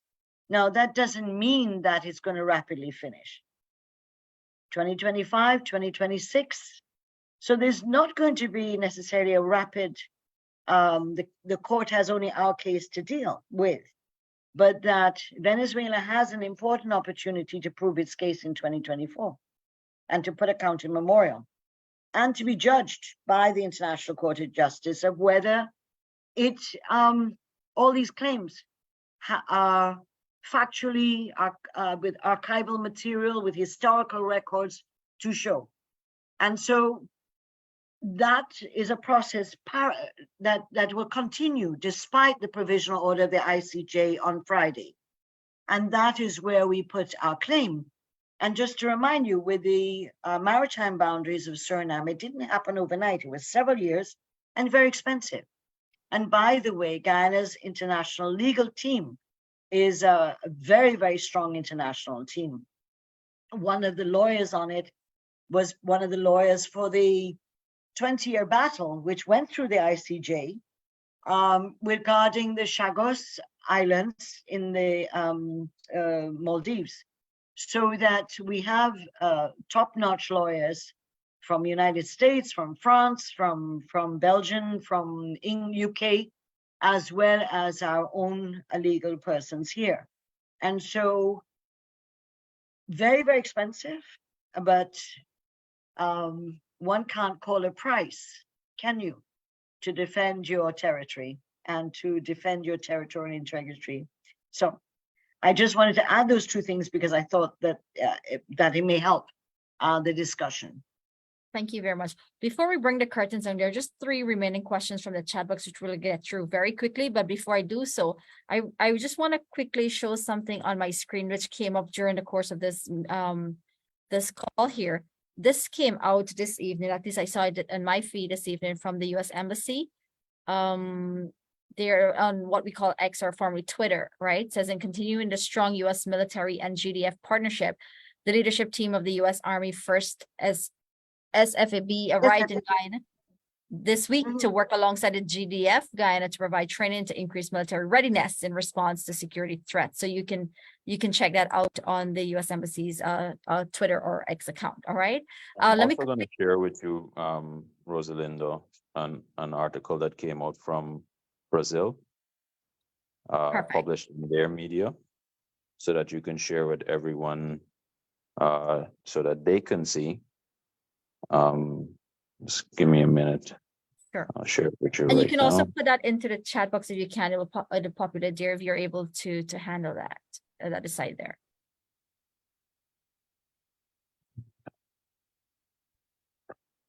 All right. Whilst Minister is doing that, Minister Ramson, whilst you're doing that, I'm sorry, I have a question for you. Before we bring the curtains on, and that question is, are the citizens of Guyana, they're referring to those in Guyana, being continuously informed what is going on the border on a regular basis? Oh, there we go. I'm going to share this right now. Yeah, if you can share that right now, it will help to conclude on the previous question. But just to emphasize the point that Minister Gale made a moment ago in relation to the Security Council. So the Security Council has the ability to enforce orders from the ICJ. And enforce in this way means all means. So it has the ability to determine what kind of interventions it can make. So that's why the reference that Minister Gale made to the Security Council is really important, because the ICJ, being the principal judicial arm of the United Nations, it's the world court, and the United Nations being this world body would not see that its orders from the world court be disregarded without any kind of actions being taken. And our position on the Security Council is just happens to be at the most fortuitous time for our country, given this issue that arose. Also, if you share the screen now, Rosalinda, you'll also see that our international partners, including the one that is probably the most important in relation to our border, our neighboring border, is Brazil. They have already, this is released today, they have already got their forces and some of their military assets at the border. It's been mobilized already in support of the deterrence and to prevent incursion by Venezuela. We've also done the same in relation to movement of troops by the border as well. So as far as we're concerned, and as far as I'm concerned, if you listen to the view of former president of Colombia, Ivan Duque, I think it's pronounced Duque or Duque. Duque. He referred to him on Twitter publicly as a narco dictator. Narco dictator. Now, given the fact that things are so terrible in Venezuela right now, and he's being pressured to have free and fair elections and for the opposition candidates to run, etc., he knows that this is a very difficult time for him. So he's using every possible avenue to squeeze life out of his political career, because it is about keeping himself in power now. So this is why so much international effort is being pursued. And other countries have realized that this type of imperialist action, which they have always spoken about other countries, this is what they are attempting to do. And the vice president on Sunday, made a reference that is very important, or made a point that's very important. And Minister Gale alluded to this too, where he said that if he is allowed with impunity to annex Essequibo, no border anywhere becomes a border that is safe. No border anywhere is a border that is safe. And I made the point yesterday that might in this situation is not right. It's the opposite now. Right is what is might. So just to give you an idea of or not all, but a number of things that are happening, if he were to pursue this course of reckless kind of action, there are many different types of interventions that are already happening to deter, dissuade, and counter if that were to happen. Now, the Great. question that you was asked about was about updating on our borders. The local, the citizens in Guyana on what's going on at the border. I think I answered some of that. Yeah. Yeah, I Okay. think we've answered that issue. Yeah, Um, we're constantly communicating, and you know, the president was there, many other persons are there. We're constantly communicating from various state agencies, the GDF, etc., about what's happening. And as far as we're concerned, in terms of sharing what's happening at the border, we are also we're encouraging people to pay attention to our sources of information, the government sources of information, because if it becomes an issue, it's not an issue that we're trying to cover up or hide. Very well. Thank you so much. And the final question is to Minister Teixeira, which is, what is the position of Brazil since Brazil is hosting G20 plus meeting in November 2024?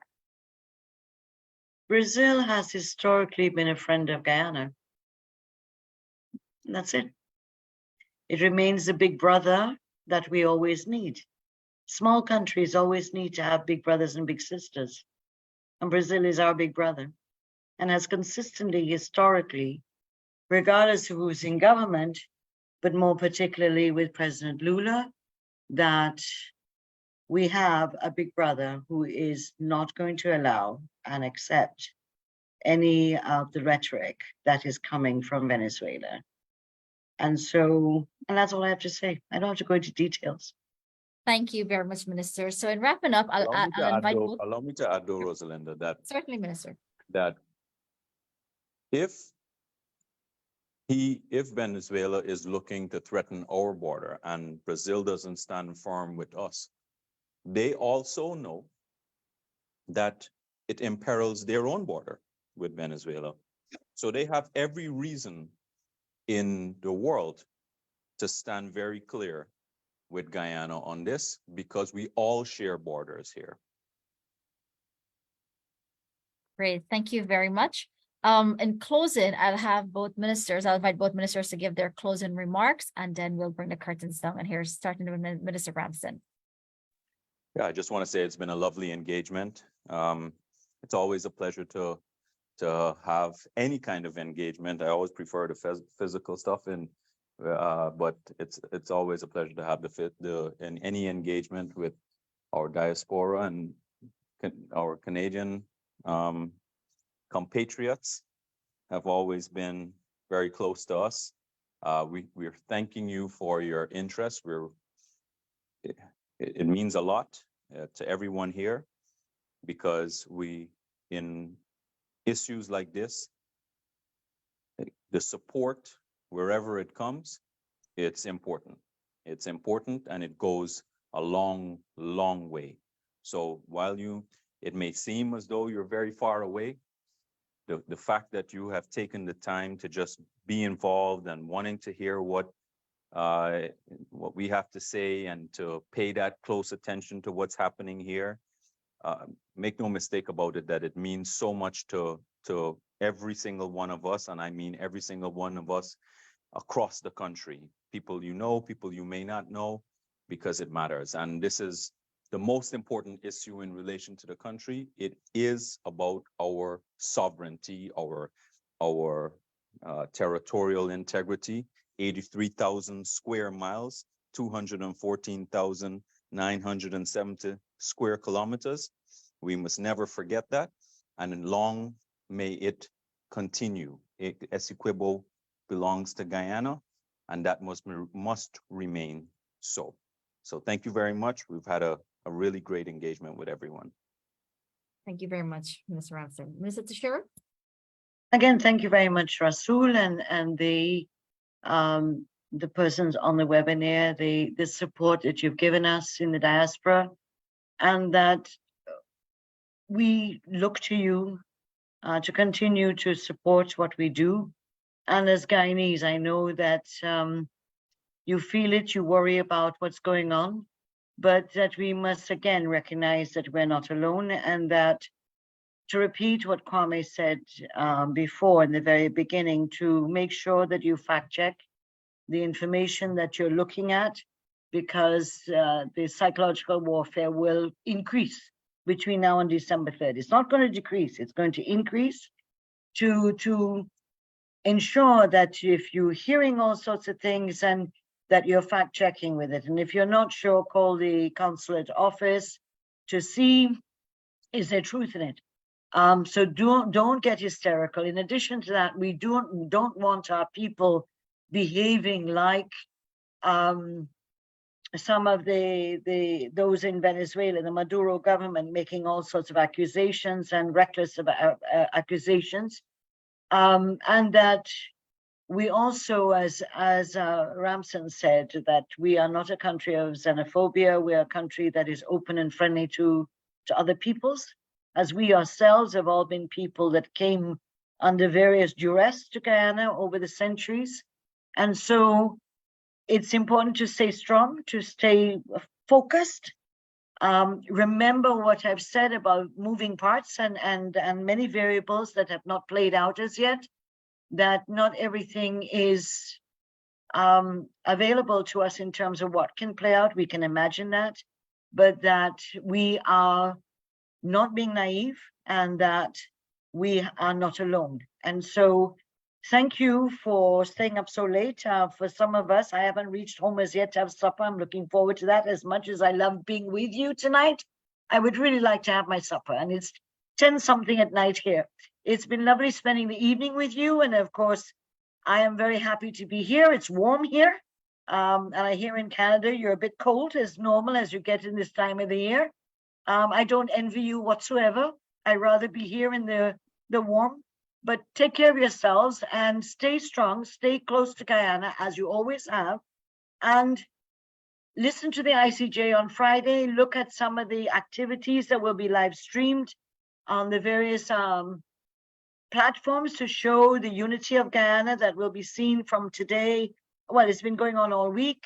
And also even in Escribo, you would have seen the rally on Sunday, that we are carrying out our work to make sure that our people here are holding it together, that they're not afraid and not intimidated. And so we need your help to make sure that you fact check so that we don't have information filtering in that frightens the people here, to intimidate our people here. So stay well. Those of you, have a good evening and thank you very much. We're very appreciative of the fact that you stayed on so long to listen to what is quite a long story. Thank you very much. It's a story of 124 years. And I heard it in one night. And we managed to get it done in 2 hours. No, not too bad. Excellent. Thank you All right, so much, Minister. I did thank see somebody you. put their hand up, but unfortunately we're out of time. And what I would encourage you to do, put your questions in the chat box after the call. We'll get those answered for you. Thank you to everyone who's on this call here. We appreciate you spending the time. And thank you so much, Minister Ramson and Minister Teixeira. I know you've had long days and it's not just today, but it's been like this every single day for a very, very long time, going into the wee hours of the morning. So thank you. We really appreciate this here. As a quick reminder, I just wanted to tell you that the One Guyana Forum in Canada is having, let me see if I get this right here, a gathering at the Wendy's restaurant in Scarborough on December 3rd at 2 p.m. And everyone is invited to be there. I think it's a show of patriotism and some other things that'll be happening there at the Wendy's restaurant in Scarborough on December 3rd at 2 p.m. For more information, you can contact Mr. Jeremy Karamat. He will give you that information for you to join that. So again, thank you so much. We are here. Our contact details are in the chat box. Please feel free to reach out to us or the consulate there in Toronto, or even our High Commission there in Ottawa if you need any official information on what's going on with the Guyana border controversy. And please don't give in to any sort of psychological intimidation, as we will see a lot of that, as Minister rightly said. So you want to fortify your minds and mentality. Your families are safe. We're safe. We're looking forward to seeing you coming out for the Christmas holidays. And thank you so much for being so actively involved and engaged in Guyana. Thank you. Again, have a lovely evening. God bless you. And whilst the call is going to be officially over, we're still going to keep the lines open up